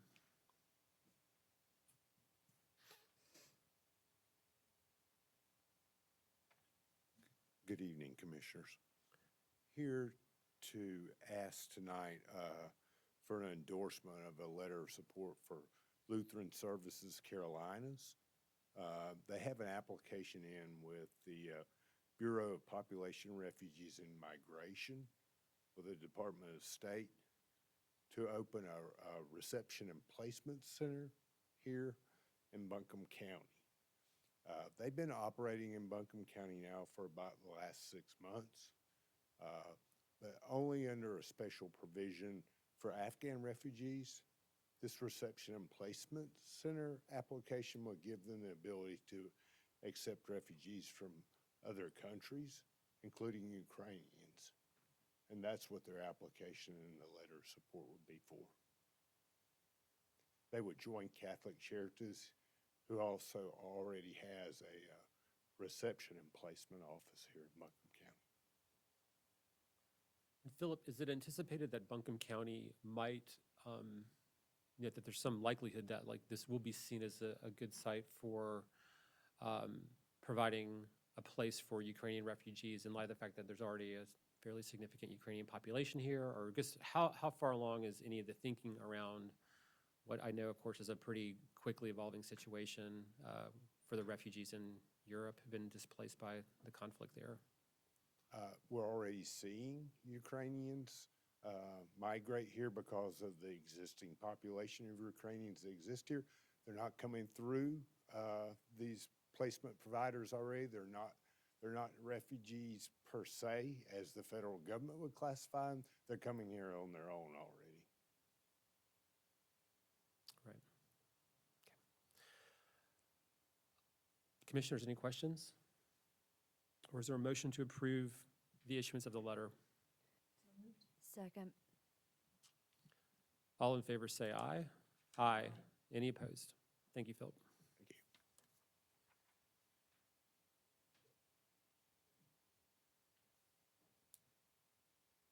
All right, the next item on the agenda is consideration of salary increases for the Buncombe County Sheriff's Office detention officers. And we have Sheriff Quentin Miller here to help us with this item. Thank you for being with us, Sheriff. Thank you. So I'll start by saying thanks for allowing me to be here this evening, and also I have to thank my wife because this is our anniversary and I chose to be here this evening because this is very important, so I thought I would share that. So I think this is set up to go. There we go.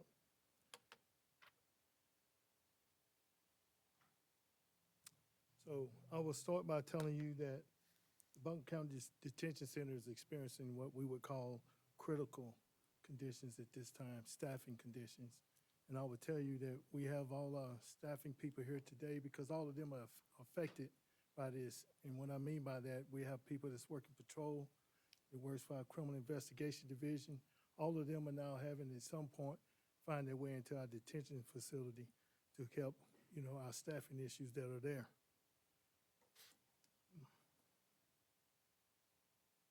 So in the last year, we've had 83 detention officers either left for variety of reasons, and we've been able to hire 64. And so that's where we came up, let me go back one, that's where we came up with this rate of 125%. And that's basically because we've only been able to hire 64 people. And part of this, we feel, is due to the cost and how much we're paying our officers. I don't know what this does.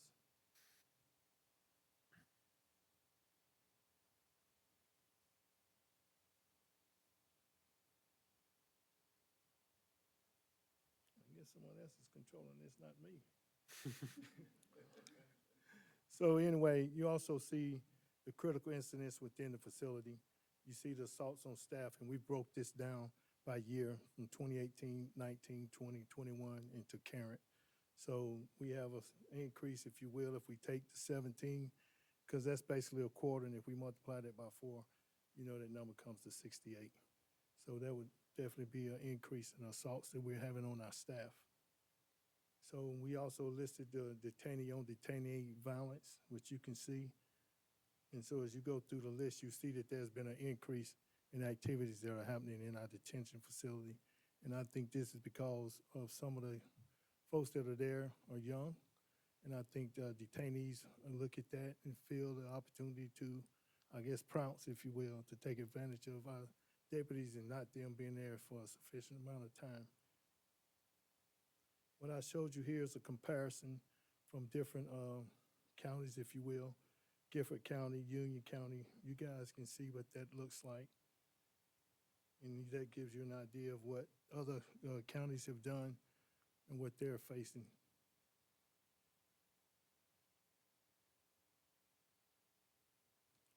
So we also did a comparison of local businesses, if you will.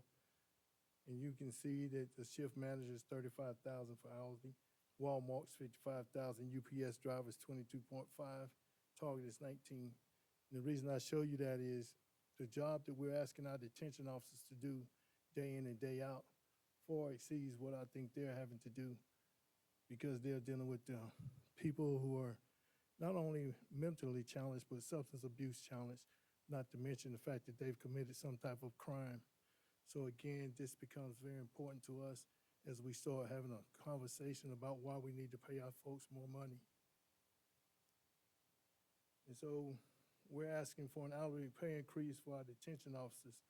So what I've done is actually went at this and looked at this a little different, if you will, than what you see. And what I've done is start talking about how do we adjust our career ladders for our detention division. So opposed to looking at this as our proposal, our ask this evening, I'm asking that you look at what you have approved earlier about our career ladders. And I think each of you know what that is, but we're asking for an adjustment in our career ladder for the entire detention division. So that increase could be $3, $5, or $7. And of course, that's open for discussion. But myself, I just think that we have to do something. And what that something is what I'm asking the commissioners to help us with, is how do we get to where we need to be to support the men and women that are working at the Buncombe County Detention Facility. So this, again, is some of the solutions that other counties have done with Forsyth, Guilford, Mecklenburg, and you can see that for yourself, what they have done in their respective counties for us increasing the pay. They've even went and done, I guess, what I'll call a $4,000 increase, if you will, just to join or stay in their incentive pay. And so I'm not telling you that I'm in favor of that, but I am in favor of us having a conversation of how we move forward.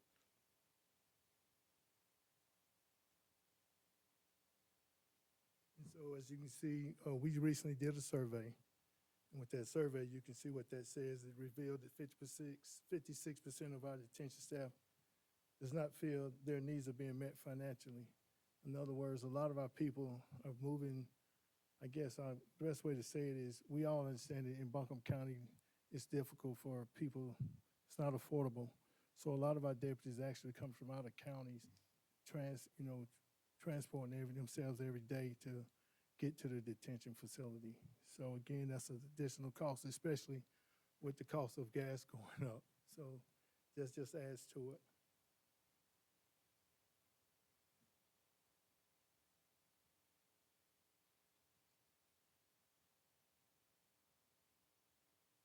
Well, again, I guess that's my ask this evening. All right, thank you, Sheriff. Thank you for the presentation. Commissioners, questions or discussion? Sheriff Miller, I do have a question for you. You mentioned that Mecklenburg was doing retention pay. Have you dug in and looked at that for your detention officers as well? Particularly because you have some folks that have been with Buncombe County Sheriff's Office and the detention center in particular for a number of years. And looking at some type of potential incentive pay because they've been with you, or as you hire new detention center officers, any type of incremental incentive bonus to retain them. Have you looked at that in addition to the additional hourly pay? I want to tell you yes, but also we have to understand that I know that the county has done a pay study, and I also understand that that is going to have some effect on what we do. And so again, I'm just trying to find out the best way that we can move forward in supporting our detention staff and also understanding that there's limited funds. And so I want to ensure that our detention people, get their opportunity to be heard. Not only heard, but we need to increase the pay. Just the bottom line for me. So the answer to your question is yes, but I'm not sure that's the way to go. Okay. And I guess I should have been clearer. I should have said in addition to. Yes. Okay. Yes, ma'am. I have one clarification too in terms of the specific ask. So there's different dollar per hour increase options. And those are for, but that's not just for like the starting pay, for example. That would be sort of for whoever's in the organization, working in the detention officer. If we made an increase, if we made one of these changes, you would look at what they're being compensated at today, and you would increase it by this amount. So it's not just for example, for the most junior or the least compensated positions. This is intended to be more of an across-the-board position for the staff working in that part of your organization. Yes, sir. That'll be up and down the career ladder. Okay. Thank you. I have another question. I'm so sorry, Sheriff Miller. Were you able to gain any data on the turnover rates at within the same counties that you did the salary comparison to? How does our turnover? I mean, 125% is fairly staggering. Is that common across these other counties here as well? We did not do the actual numbers, but I would tell you this is throughout the state. And as we know nationally that there's been challenges for people in law enforcement to be hired, period. That's in all professions all the way across the nation. But here in North Carolina, I would tell you that all of our detention facilities are faced with the same challenges, that we're all in need of quality people that we're trying to hire. So this is a challenge not only here in Buncombe County, but throughout the state. And I'm saying that to tell you that I have not done the numbers, but I will assure you that we will be very close or we will be surpassed by those numbers. Okay. Thank you very much, Sheriff. Sheriff, I have a question. When we talk, I think, was it last year that we put in place the career ladder? Has that made a difference at all? I think it has, because I think part of this is we have to also look at where we were and where we are now.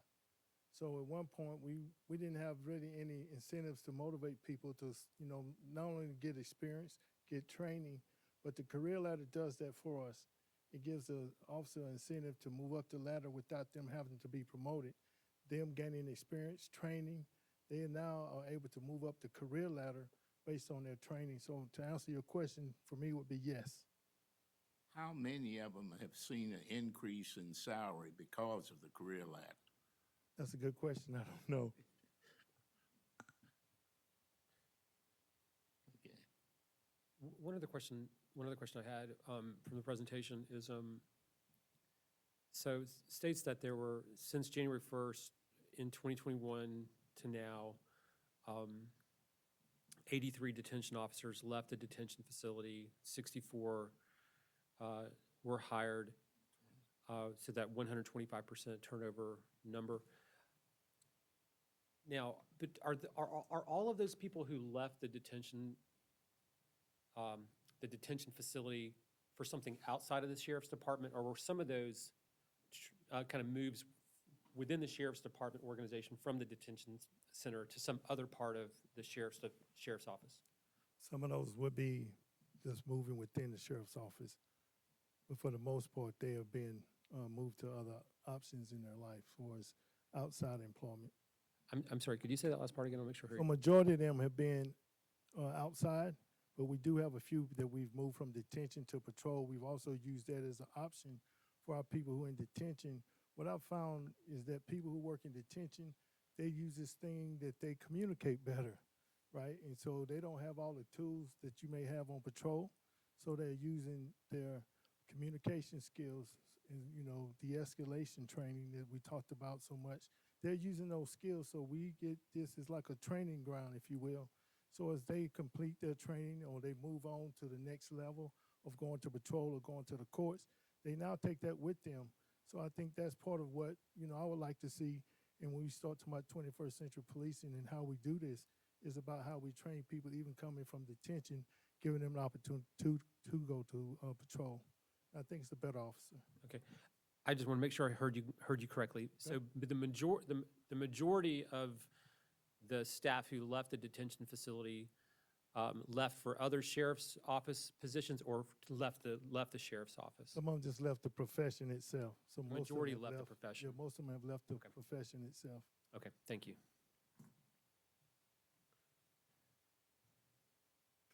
Thank you, Sheriff, for the presentation. I do support increases, and I think just as a point of process, as I understand, the question that is before us is, do we support increasing the pay range within the position sort of at a structural level?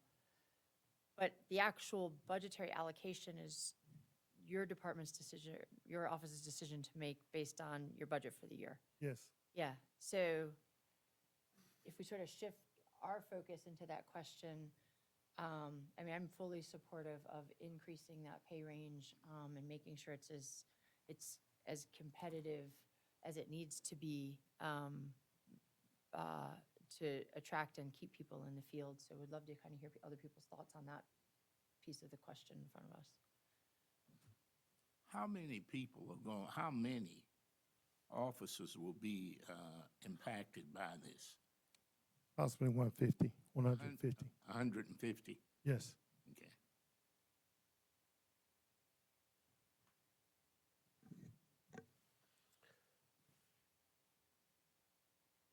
So I'm also supportive. You know, I think it's good to look at what is happening in the other departments across the state, the other communities across the state. You know, just as we did with our kind of county salary compensation planning that we've been doing. But I always feel like on these kind of personnel issues, looking at the way we're compensating people, successfully attracting and keeping good people in that job. Like, in a way, that's the most important indicator of whether we put together a compensation plan that's working or not, right? So I think, you know, hearing these really high turnover rates, even if other communities weren't experiencing them, I'd still be supportive because I think it's telling us we need to do something. So for that reason, you know, I would support it. Just to kind of put all my cards on the table, I would support it at the $3 increase for now. I think that's still a very significant increase. I think I was doing some math here on the fly, which can be dangerous, but I think that's like a $5,000 or $6,000 a year increase. So I think that's very meaningful. I think we should keep looking at this, and if we need to revisit it, then we can do that. So I guess that's my perspective at this time. Yeah, I completely agree. I'm wholeheartedly supportive of it. You know, talking to a number of folks that work inside the detention center, it's a tough job. It's a really tough job. It is. And I'm grateful that we have people who have committed their careers to the detention center. And I think we should definitely consider rewarding those folks who have been with us for a long time and committing to again, a tough, difficult job. And hopefully being able to recruit people who want to be a part of that same career ladder and staying with the detention center for a number of years as well. So I really appreciate the work of the folks inside the detention center. And just looking at that comparative slide, if we did approve that $3 increase, that would put us in the sort of top of the pack on the slide instead of at the bottom. We would be, the starting salary would be 22.14, so below Mecklenburg and Alamance, but above every other county that's cited here. Okay. Another question I have, when we approve this, will they be affected when the new staffing study goes into place? It won't affect, okay.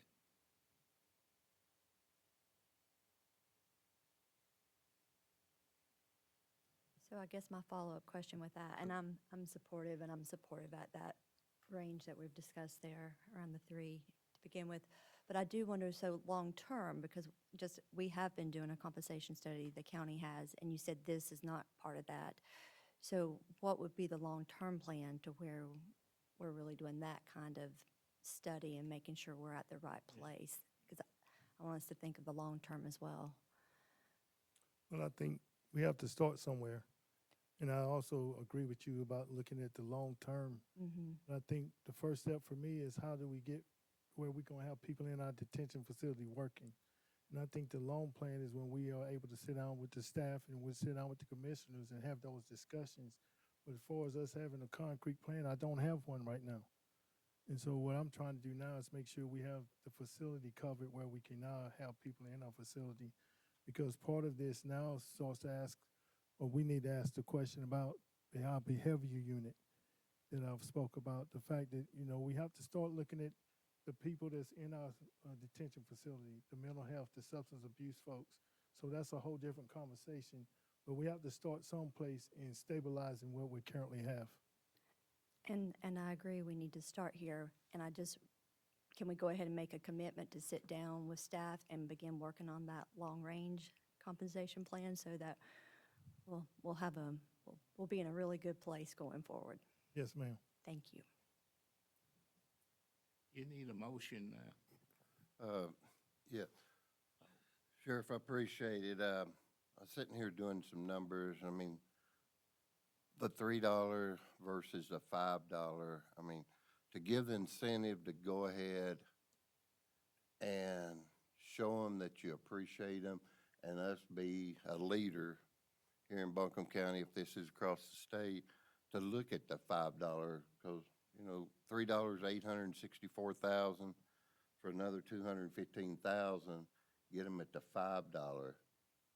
And I believe that will attract them more than at the $3 to put us right where you've had the comparison with the other things here. I mean, what's your take on that? Is a $3 significant, or, we always know it's better, and I've talked to a lot of the guys and girls over there, and they've all said that they didn't get in this profession for money, but with the cost of living in Asheville, with what's going on that they're seeing, that, they just feel like sometimes they're not rewarded the way they need to be.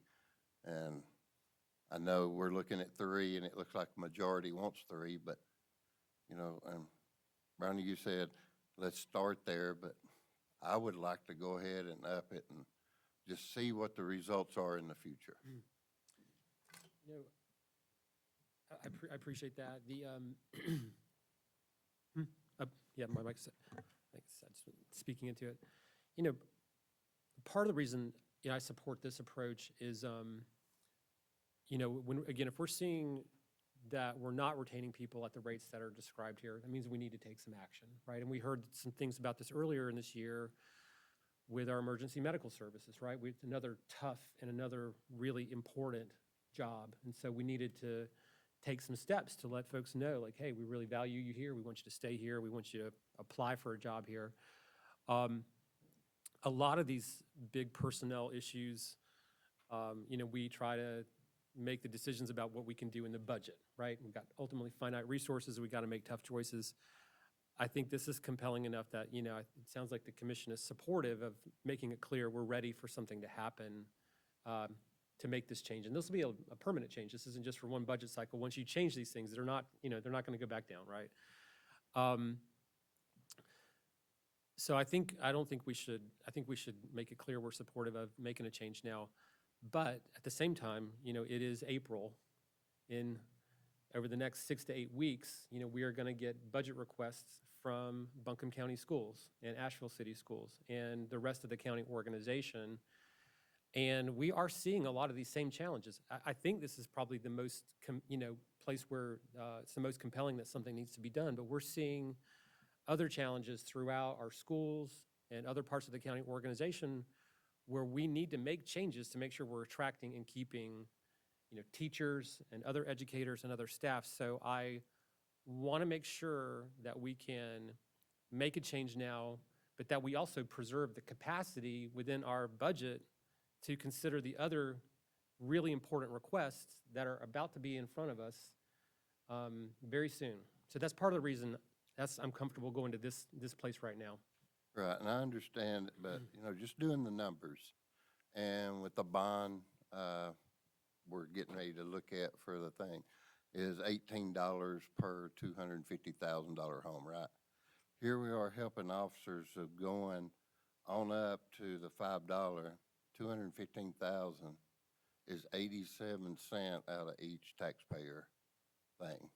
That's pretty cheap to add 81 cents to every taxpayer. Are you proposing to raise people's taxes, Mr. Presley, to do this? 81 cents. About 81 We're cents, okay. proposing to raise them $18 and $29 on this bond deal that we're talking about. 81 cents to protect and what they serve our county. And that's just where I'm at. I mean, I'm one of 7, and I'm at the $5 to support them. And I think we can come back and look at it in a year or two and see if this is it, and maybe attract the other states. See, you know, we're losing people to other counties. And I was glad to hear we ain't losing that many in the profession of them leaving, going to Henderson County. I hope I was, because Henderson County probably gets a third of the calls we do, or Transylvania County, or Haywood. So Buncombe County is our hub right here. I think we need to set a stage. Without speaking out of turn, Sheriff, might there be a scenario you'd consider that kind of speaks to a little bit of both, wherein if there's support for a $3 increase that can be sustained, there might be funds on hand in this year's budget to consider retention bonuses or stipends to help address sort of some of the immediate needs? So a one-time cost within this year's budget that could address some of those very immediate needs without committing to that higher level of increase year over year before we sort of have a full sense of where we're headed budgetarily. Let me jump in real quick. Go ahead. So I know you haven't seen the RFPs yet from ARPA, but that's exactly the conversation we've had as a corporation. Because that bonus, we have lost people not just in detention, that is egregious, yes, but other departments as well. So we have been talking as a staff about putting an RFP. Lots of counties are using their ARPA money for that. So we have talked about, do we take some of the ARPA money to help some of that same conversation and not just general fund dollars? So that's the conversation we've asked you to think about for the organization as a whole, and that would include all of the detention officers, all of the patrols, all of the detectives, every single department. We've talked about that. And that hits my sanitation workers, who we're also losing to WASPR, and drivers. So it would. That would be organizational wide. Yes. But I do understand that within the sheriff's office budget, they have funds And we would have to to. allocate. Yes, and I don't know Yes. exactly how much would be available for a Okay. stipend, but yes. Okay. So for me, I'd just like to, an opportunity to go back and look at what that is, as far as how much we actually have. Because this has just come up recently that we are now able to find out how much we actually have. So for me to make a good decision, I need to be able to see what we actually have.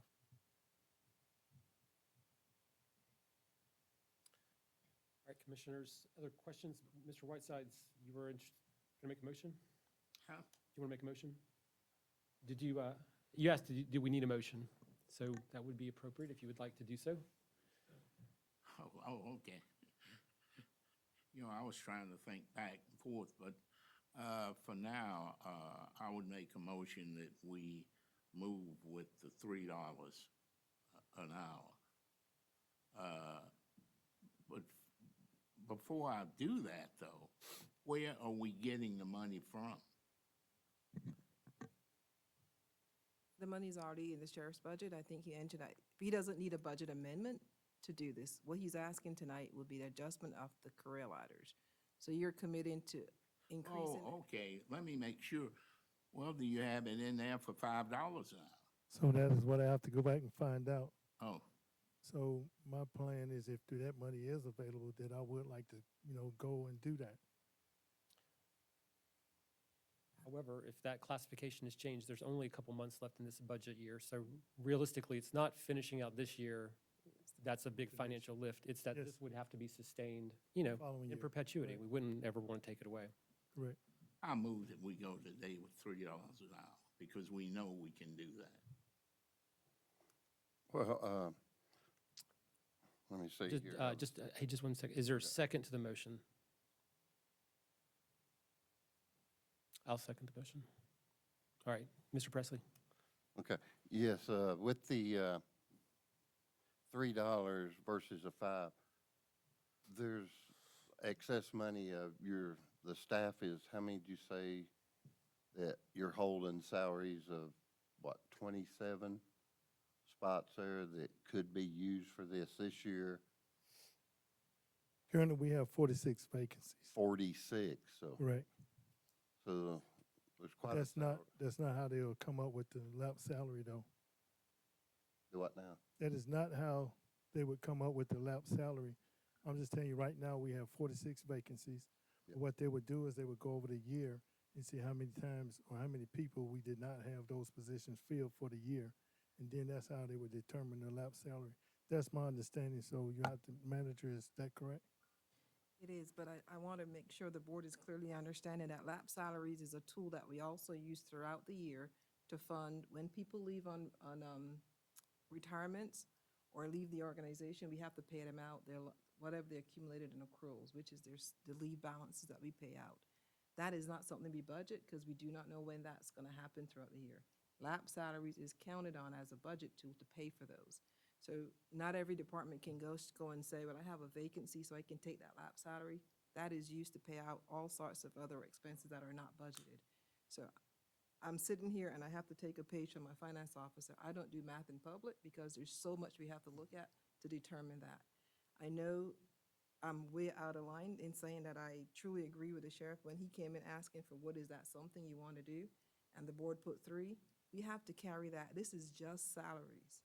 This doesn't include all the benefits and all the payroll costs that touch to that. So when we look at an $800,000 cost, we then have to add the benefits that goes to that employee, and that's at least another 2. So we're already at $1 million or close to that just for the $3. So when you look at a fully loaded cost, that's what we need to be talking about. This is just your salary cost. So I want to make sure as you're taking this into consideration, you take the whole package as you're thinking through it. But Yeah, totally understand that. I mean, all 3 scenarios he's got here don't include the salaries, the benefits either. And I'm just thinking for an additional $215,000 versus the $864,000, that I would hope that we could work that in the budget just to set a standard that we do appreciate what they do. And of every deputy I've talked to on the road, works for Buncombe County, have said that working inside there is probably one of the worst jobs that they are, what they have to put up with, what they see. But it wouldn't. So in that, it wouldn't be 215,000, though, right? I mean, to go to $5 would be $215,502. that's not. It can't be right. If it's $864,000 to do $3, I mean, $5 is almost double that. So it would be close to double the 864. which would be quite, it'd be more like 600,000 or 500,000 or something like that. According to the math here, $5 is 1.079. 864 where I went is 215.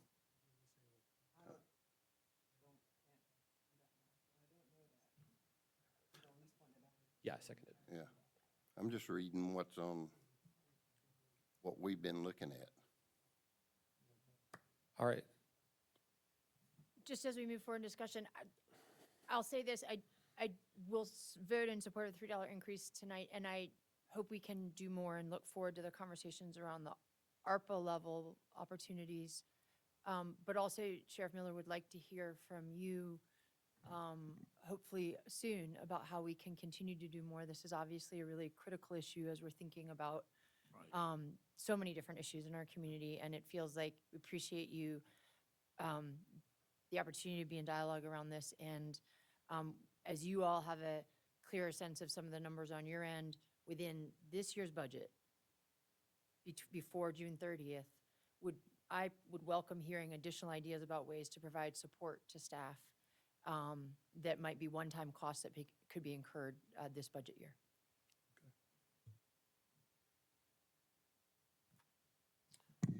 All right, further discussion. All right, there's a motion and a second to increase the pay classification by $3 for the detention center staff. Yes, and I will vote yes for them to get the 3, but I was wishing for 5 because I think they well deserve it. Noted. All in favor, say aye. Aye. Aye. Any opposed? All right, thank you, Sheriff, and thank you all for being with us this evening. We appreciate you, appreciate your service to the community. Thank you.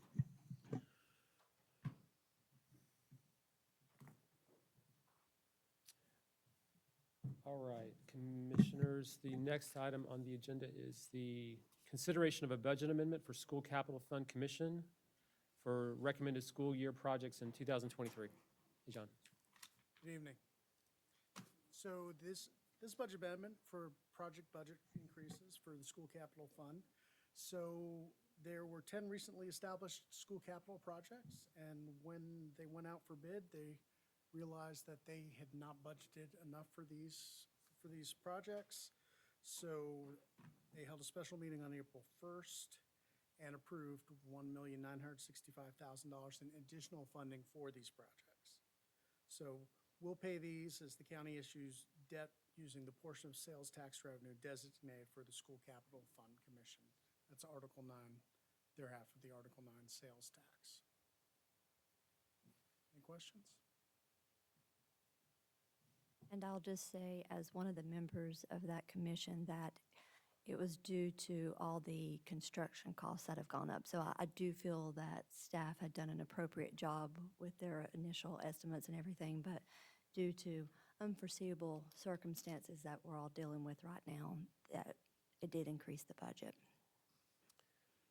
And I would just add that both the city schools and the county schools saw cost increases for various projects. These are the projects that Buncombe County brought before us. Some of the Asheville City School projects saw dramatically higher costs than were originally forecasted, and we talked through some of those issues. There were some reasons for that, we think. But at this time, the School Capital Fund Commission didn't recommend approving those yet because we felt like they were just so significant. It raised a lot more questions about, is this the right time or the best approach to that? So we aren't just bringing back every cost increase we've seen. The ones that were really more dramatic, we're taking more time to look at those. So these are the ones we felt like, they were higher, but not that much higher, and the best thing is to move ahead with them at this time. I will make a motion to approve the budget amendment. Second. All in favor say aye. Aye. Aye. Any opposed? All right, thanks, John. And next up is consideration of a budget amendment for state lottery project awards at AC Reynolds Stadium light replacements. Be here all night. And you got this one and at least one more. So This budget amendment is a state lottery project, as it says.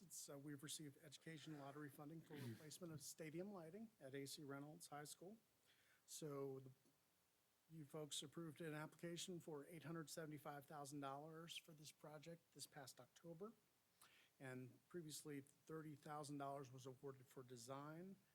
This is now the remainder has been awarded for the renovation of the lighting. This is to accept it into Fund 335.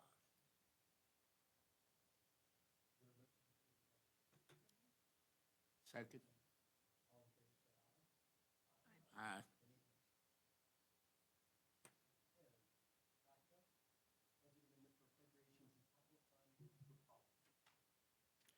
I'm going to have Don Warren, our finance officer, has some discussion for you.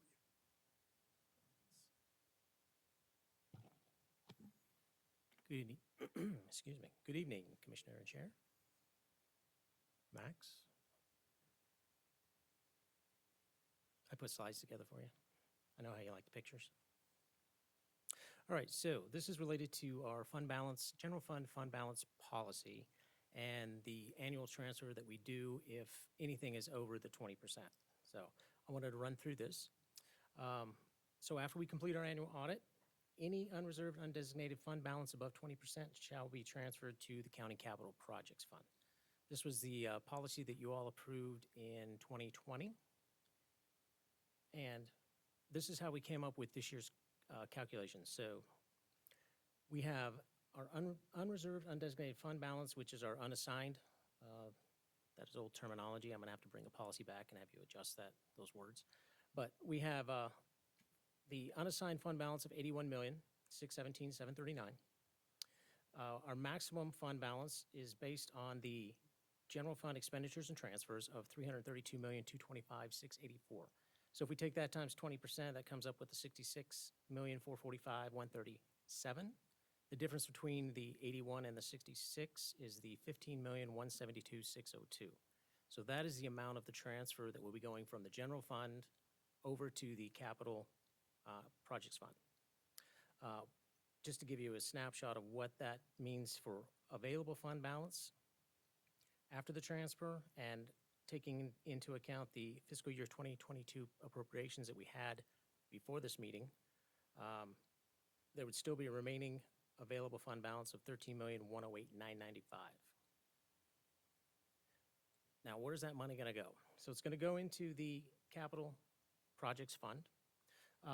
Our intended use for this is for projects that we can pay go, which is pay as you go, rather than debt funding them. We did have a list of projects from our CIP. There are a lot of projects in there that we were anticipating that we might issue debt for. We thought we would because we didn't have enough funds to necessarily pay them. So there's about $8.5 million of projects that were slated for debt issuance. By utilizing these funds, we can save $3.5 million in interest over the course of 20 years as far as the debt issuance goes. That would take care of $9 million of that 15. And that is for projects that are already out there in progress. So that's fiscal year 21, fiscal year 20 projects that we haven't issued debt on. That will also take into account what we're looking at for the fiscal year 23 budget requests that are going to be coming to you all. So we're anticipating, or potentially, if you approve these, the county vehicles, library projects, recreation master plan, the EOC upgrade, and then the electric vehicle charging infrastructure, which is another $4.6 million. So that would still leave $1.3 million sitting in that fund that could be used for paying down debt service or for other capital projects as they may come up throughout the year. So I wanted to give you that context before you all vote on the budget amendment and answer any questions that you may have.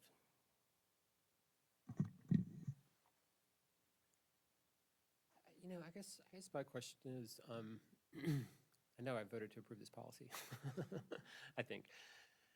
I guess my only kind of hesitancy around this is, we are very close to being much deeper in this budget. I feel like just the economy is in this very, place maybe no one would have predicted. We had this pandemic, and we all thought the revenues would crash. They've gone up, like in a in a way that we've, I don't know, maybe not seen in a long time for sure. But then we have all our costs going up too. You know, we just approved this significant pay increase for, you know, in the big picture, a fairly small cross-section of our workforce. We're going to consider the countywide compensation plan soon.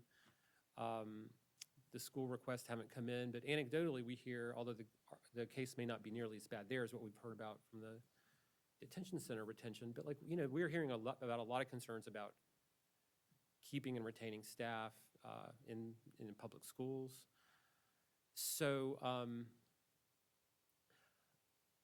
I don't know. I mean, in a way, I guess before we make a final decision about this reallocation to apply all this to just do pay-go for capital projects, I just wonder if we should like maybe hold off on this for now until we see like what we're really looking at in this budget process to make sure, you know, I think what we've said is we want to get through the next several years. We don't want to do a property tax rate change. If we do a referendum and the voters choose to do that, I see that as, you know, as being a little different than the county commission doing that. So I just, I don't think we're going to need all these funds to do what we're going to need to accomplish in this year's budget, but I'm just a little wary of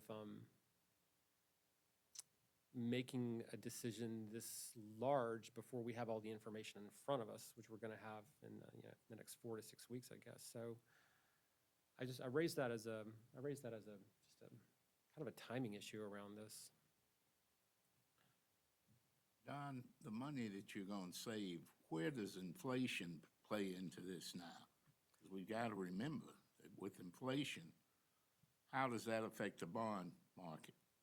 Well, we're seeing the market increase as far as interest rates are going. And we anticipate that the market's going to get more volatile as the Fed makes future moves, which are anticipated.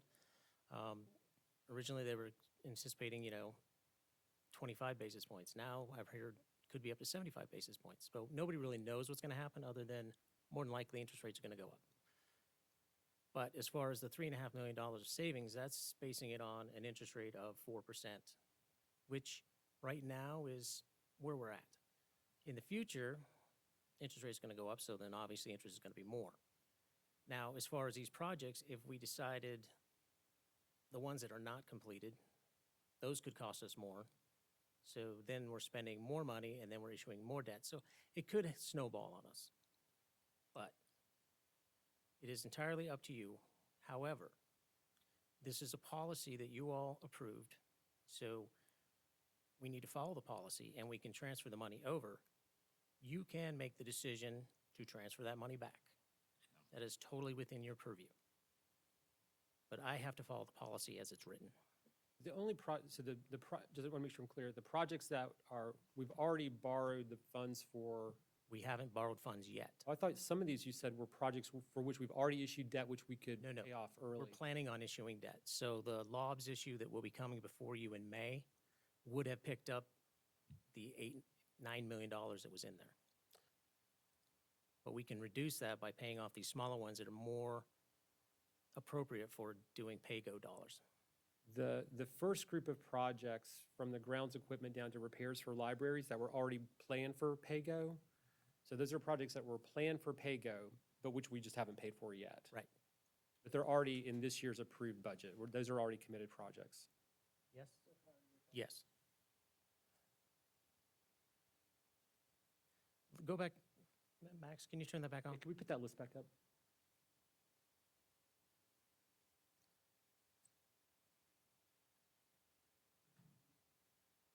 Okay, this list, the grounds Yeah. equipment, those items, the 666? Yeah, the 638, 666, those are already planned for pay-go. Well, we had them as debt, but I said they need to be pay-go, so we haven't, I don't think we actually funded those, did we? We didn't fund those Yeah. because the original budgets were much more substantial. Yeah. than we thought they would be. So these numbers are reduced because they were supposed to be larger projects than what they ended up being, so now it makes more sense for them to be pay-go. Sorry to be confusing. That's okay, that's all right.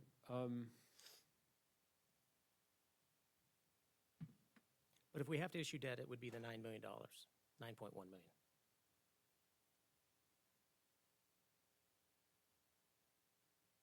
For that group and then the group below it. Those would all be done together. Those would be Yes. financed together. if we took out debt for those. And that group in that second list, those are all projects that are approved projects, already approved projects, where the intent was to use debt. This would shift it to PAYGO. And then the last group, the future use, so those are for anticipated projects in the coming year. These projects are currently in our past budget, and this would reduce our obligation on budget. And the current thinking, but for the surplus funds, is that we would use debt financing for that third group of projects too. Yeah, most likely. These projects would have been paid, these projects. Okay, but all the previous projects on the previous slide, those are ones where the intent was to issue debt in May. It would actually, we'd go ahead and do that before this year's fiscal cycle is finished. Right. Okay.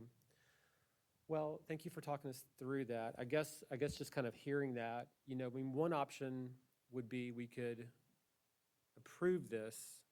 The 4,692,000 wouldn't formally happen until we approve the new budget with those projects in it, right? Oh, that's correct. So if we were looking at a situation where it's like, hey, there's things we need these funds for other than just doing PAYGO for capital, we could still revisit that through our process, right? So our hands, like those funds won't be spent between now and June. No. Okay. Budget will, yeah, they would take care of that as far as how to utilize those funds moving forward. And there's 1.38 remaining, so it's closer to 6 that would Right. be from that 15 that would not be accounted for. Correct. So we would use fund balance to pay for this in the next year's budget that we're talking about now, the '23 budget, or we could use some of that money that's been already set aside for capital to pay for capital, or we could borrow that money. So yes, those would be decisions that we would make during the budget process. All right. I was wondering if we could go back to slide 3 for a moment. I just want to make sure I'm tracking. This slide? Yes. So I read this to say that we look at the very bottom line. The very That- bottom line is what would be remaining in the general fund available. So we actually, after this transfer, you would have an amount available after the policy of $25.9 million. Now, we've already appropriated $12.8 million in this year's budget, so we have to reduce it by that. So that still leaves $13.1 million available. And that's a conversation I'd like us to have as we move forward through the rest of the budget process, is conversations about that 13.1 million as part of, as we think about priorities. So can I jump in as you're talking to Commissioner? Because that 13.1 that he's talking about, that's the fund balance that you appropriate to balance your budget. Does that make sense? So typically, we would have revenues, expenses, and your appropriate Right. fund balance. That's what he's talking about. That's the appropriation of fund balance, that you balance your budget. So I'm reading the last several lines to say that the Remaining. minimum amount that we need is 15%. Mhm. Um, So that means 25 is left over after the 49. And of that 25, 12 is what we're using current year to balance the budget. So when we did the budget last year in July, we set aside that 12 plus whatever we've done throughout the year. So that's gone. So what's left from the 25 is 13. So we have some options, yes. We can Yeah. spend it on priorities. Yeah. But then we still have to balance our budget. So Right. So we would cut expenses on other places or raise revenues to balance the budget. But I think we just don't usually talk about fund balance as a tool in this stage of the budget as much. It feels like it's, this kind of connecting to the conversation we had at the budget workshop, where we're trying to figure out how do we strategically think about fund balance usage, and when it's important to do PAYGO, when it's smarter to do longer-term debt financing, and when it's smartest to use, to appropriate actual fund balance dollars for immediate projects or needs. And so that's the piece that as we move forward through the next 2 budget workshops and the budget cycle, I hope we can keep front and center in our conversations is, are there things that fund balance appropriation would make sense for?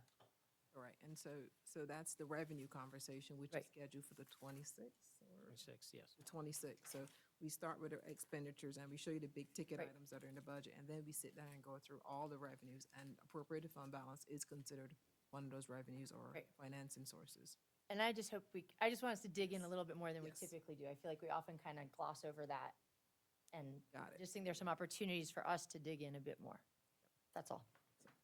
It will be here on the 26th, so. Yes, looking forward. Thank you. Okay, but just staying on this slide for a second, I want to make sure I'm understanding these numbers correctly as well. So on those last two lines, the FY 2022 appropriated fund balance of the 12.8 million, that's what's anticipated that will need to be spent to balance the budget, right? But then after that, if this all played out as forecasted here, there would be 13.1 million left over. Budget. That would be that would carry over. If we didn't spend it, would carry over into it would be, If you didn't spend the 12. there'd be a surplus of funds there Yeah, instead of a if you didn't spend deficit. the 12.8, which is programming this year, the 13.8 is what's set aside to go forward in '23. So that's available for '23's conversation. Right, or for example, if we approve the county staff compensation plan, I realize there's only a month or so left here, right? But like that's an additional expense, right? That would at least start occurring this year, like we could use these funds to start paying for that, right?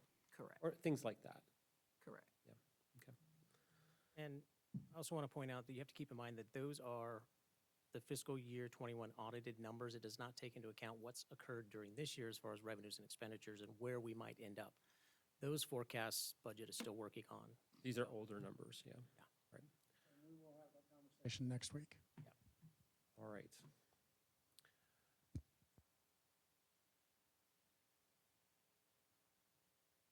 Okay, I'll make a motion that we approve the FY 2021 year-end fund balance transfer. Am I getting that motion correct?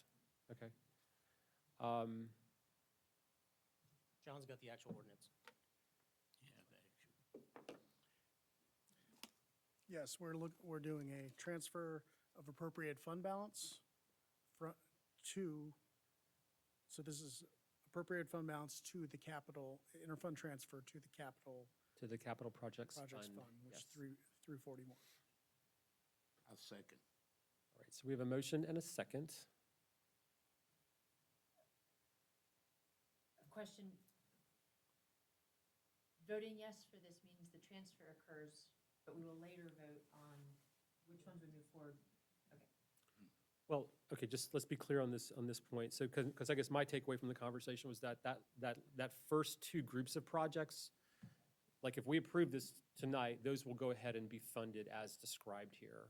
And that will happen before the end of May. So that would be in motion, right? Yes, that would be our intent.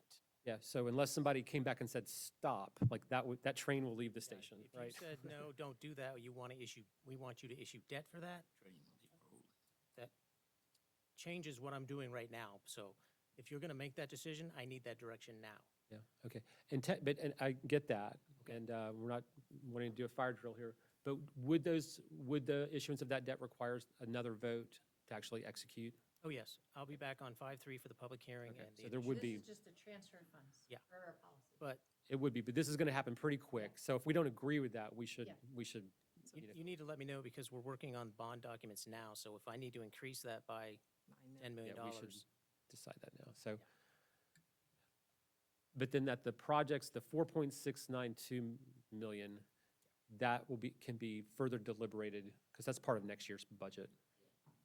And the 1.3. And there's 1.3 million left over in addition to that. And when we discussed the budget, we were planning on spending that whatever that number is, 3.7? We were thinking that we would bring that 3.7 to you as a transfer from the capital projects for those capitals. So you can say, no, let's debt finance that, or use fund balance, or whatever method you want to pay for those projects, or not do the projects at all. Right. If we didn't have this transfer, that 4.1 million would probably be pay-go in next year's budget. The commissioners can decide it could be debt finance as well. So it could be, you have an option. All right. So I think we have a motion in a second. All in favor, say aye. Aye. Any opposed? All right, thank you. That was a really helpful discussion. All right, commissioners, next item is budget amendment for the opioid settlement. And John Hudson's still here, and Victoria Reichard, I'm sorry for mispronouncing your last name, is here. I think to help us with Victoria this has as a well. presentation before we address the amendment. Great. Thanks. Hello, thank you, Commissioners. My name is Victoria Reichard, and I'm the new Behavioral Health Manager. And I'm going to give you an overview about the opioid settlement funds and kind of where we are in our planning process, and hope to have a little discussion with you all at the end.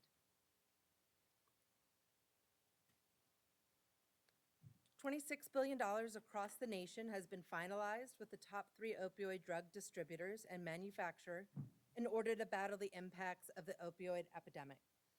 North Carolina will receive more than $757 million to be distributed according to the MOA between North Carolina and local governments. The MOA also outlines 2 options for funding programs or services that serve persons with opioid use disorder or any co-occurring substance use disorder or mental health conditions. There's option A, which is a short list of evidence-based high-impact strategies, which we will look at shortly, and option B, a broader list of categories. Buncombe County will receive about $16 million over the next 17 years, and the city of Asheville will be receiving about $1.5 million. Funds have been released to the national distributor and will begin to be dispersed to the local districts sometime over the spring and then the summer of 2022. In total, Buncombe will receive just under $2 million in 2022. Moving forward, these funds will be dispersed once annually, with Buncombe County receiving approximately $1 million each summer through 2025. Then, from 2026 to 2038, these annual payments will be less than $1 million. The county has already established a dedicated multi-year fund to maintain these payments according to the MOA. These are the 12 evidence-based high-impact strategies outlined in the MOA. Buncombe County is already actively practicing each of these strategies through a range of public services and community partnerships in line with the county's strategic priorities around resident well-being, which are reducing jail population and enhancing public safety, as well as eliminating deaths as a result of substance abuse. The Behavioral Health Justice Collaborative is an example of strategy number 1, as it was formed in late 2021 and serves to strengthen coordination and collaboration between city and county departments, as well as community stakeholders. This collaborative will provide input on recommendations for use of the settlement funds. The county also hired a behavioral health manager and a behavioral health and justice analyst to help oversee these efforts. And to give a high-level perspective of where these strategies are currently occurring within the county today, our emergency services support strategy number 2, 3, 7, and 8. The Sheriff's Office supports strategies 2, 3, 4, 5, 7, 10, and 11 through detention facility programming. Justice Services is supporting programs related to strategy number 3, 4, 5, 10, and 12. Our Department of Health and Human Services is supporting services related to strategies number 3, 7, 9, 12, and then also number 6 through support of the Partnership for Substance-Free Youth. As mentioned, the Behavioral Health Justice Collaborative was established through the Justice Resource Advisory Council in order to strengthen coordination and collaboration between city and county departments, as well as community stakeholders related to behavioral health. This collaborative will be the vehicle in which we utilize the community's input regarding identified needs, strategies, and program feedback so that we can channel the right resources to the right place at the right time. The collaborative is currently in the process of building and solidifying stakeholders as well as operational structure. These are some of the identified partners we are bringing to the table to influence strategic recommendations. Since the settlement money is a multi-year fund, we are breaking down the process from immediate to long-term planning with overlapping planning and ongoing concurrent processes. For the immediate term, we will be gathering the collaborative's feedback and approximate community feedback, as well as solidifying the collaborative's operational framework and strategic planning bodies in order to come forward with recommendations for the use of the settlement funds. At the same time, we will be working on building a more comprehensive community engagement process and begin strategic planning on the use of funds for the following year. Midterm will involve measurement and reporting of funded programs and continuing the strategic planning cycle. Long-term, there will be a greater focus on regional coordination and engagement, as well as a focus on prevention. Throughout this process, the City-County Behavioral Health Justice Collaborative will support and inform the efforts for strategic planning, along with data, collection and analysis, keeping the public informed and engaged, and working on collaboration with the state. In order to plan for these funds and to obtain community engagement, we will first let our community and partners know what we will be receiving, when we will be receiving it, and how it can be used before we can do true engagement about the best ways to invest these dollars. We are currently plugged into several community meetings, such as the Crisis Collaborative, Care Team, Recovery Community, Substance Free Youth, and will continue to identify and participate in standing meetings in order to share updates and gain feedback. This also includes having one-on-one meetings with community providers and advocates in order to build deeper relationships and gain feedback from groups that may be harder to reach. Throughout this process, it'll be imperative that we utilize both quantitative and qualitative measures, as well as sharing and gathering information from the community. We have started a public input page to have the community share their top priorities on where they think settlement funds should be addressed initially. We will continue to utilize this tool so that throughout the years of funding, we can ensure continuous feedback loops. We'll use multiple tactics to ensure the page is shared widely, including social media channels and existing community listservs. We will use community engagement markets to meet with community members directly, including those hardest to reach, to gain individual input and stories of what they see and what they think is needed. We will use these outlets to help further frame how we need to get input from our community and those most impacted. So today, we shared an initial overview of the funds coming to Buncombe County and steps will be taking place to inform how those funds could be used. We ask that you share feedback, thoughts, or ideas. And then after we have gained further community input, we will return to a briefing meeting to share what we are hearing and the strategies that are identified as priorities by June and July of this year. Based on any further feedback from the board, we will plan to return with a draft financial plan to be presented by July, August, and then by August, September, present recommendations at a commission meeting for approval. And so I'd like to hear what you all think, any questions, anything we may have missed. I'll just start by saying thank you to y'all and everyone on staff.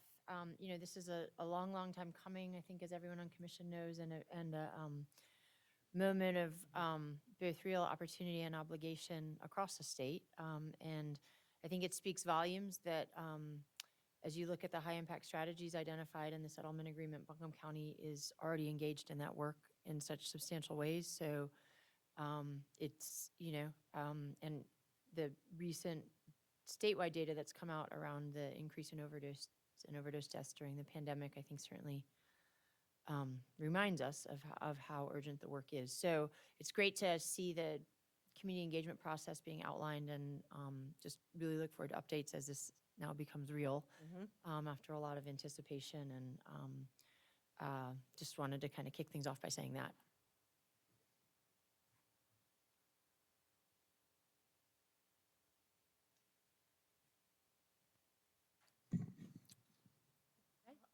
I'll say thank you as well, and thanks for providing all this really great detail that will help us kind of understand how it's going to unfold.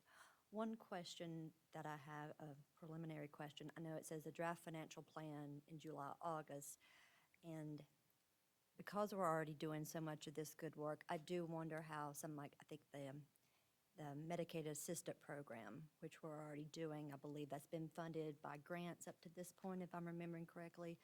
So are we going to be able to look at continuing that program through these funds? Is that something we'll be able to go ahead and consider?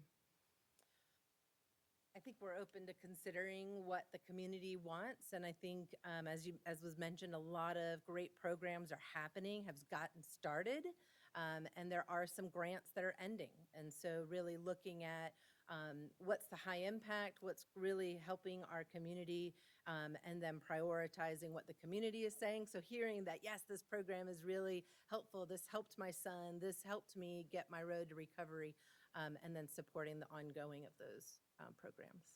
Okay, thank you.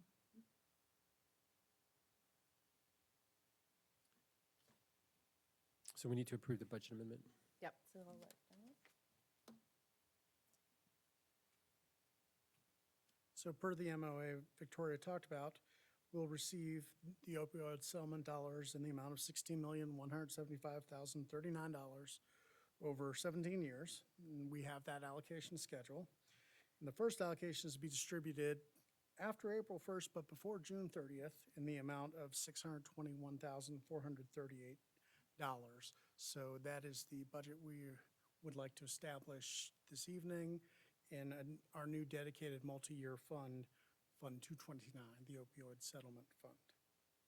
And in future years, we will, rather than bring a budget amendment every year, we will build this into our annual budget ordinance since we have the payment schedule. All right. Is there a motion? Make a motion for a budget amendment in the amount of $621,438 in settlement dollars from opioid litigation. Second. All in favor, say aye. Aye. Any opposed? All right, thank you both. Appreciate it. All right, we have a board appointment item to address. On the Justice Resource Advisory Council, we have one appointment. I would like to nominate Julie Reisdorf, and just also like to thank every member of the community who applied for this. They were very compelling candidates and great conversations. It's great to see this level of community engagement around DRAC's work, but nominate Julie Reisdorf. Second. All in favor, say aye. Aye. Any opposed? All right, we have a few announcements. On April 26th at 11 a.m., the commissioners will hold a budget work session at 200 College Street, room 326 in downtown Asheville. May 3rd at 3 p.m., the commissioners will hold a briefing meeting at 200 College Street, room 326 in downtown Asheville. May 3rd at 5 p.m., the commissioners will hold a regular meeting at 200 College Street, room 326 in downtown Asheville. We do have a need for a closed session this evening. Michael Frew, would you explain the purpose?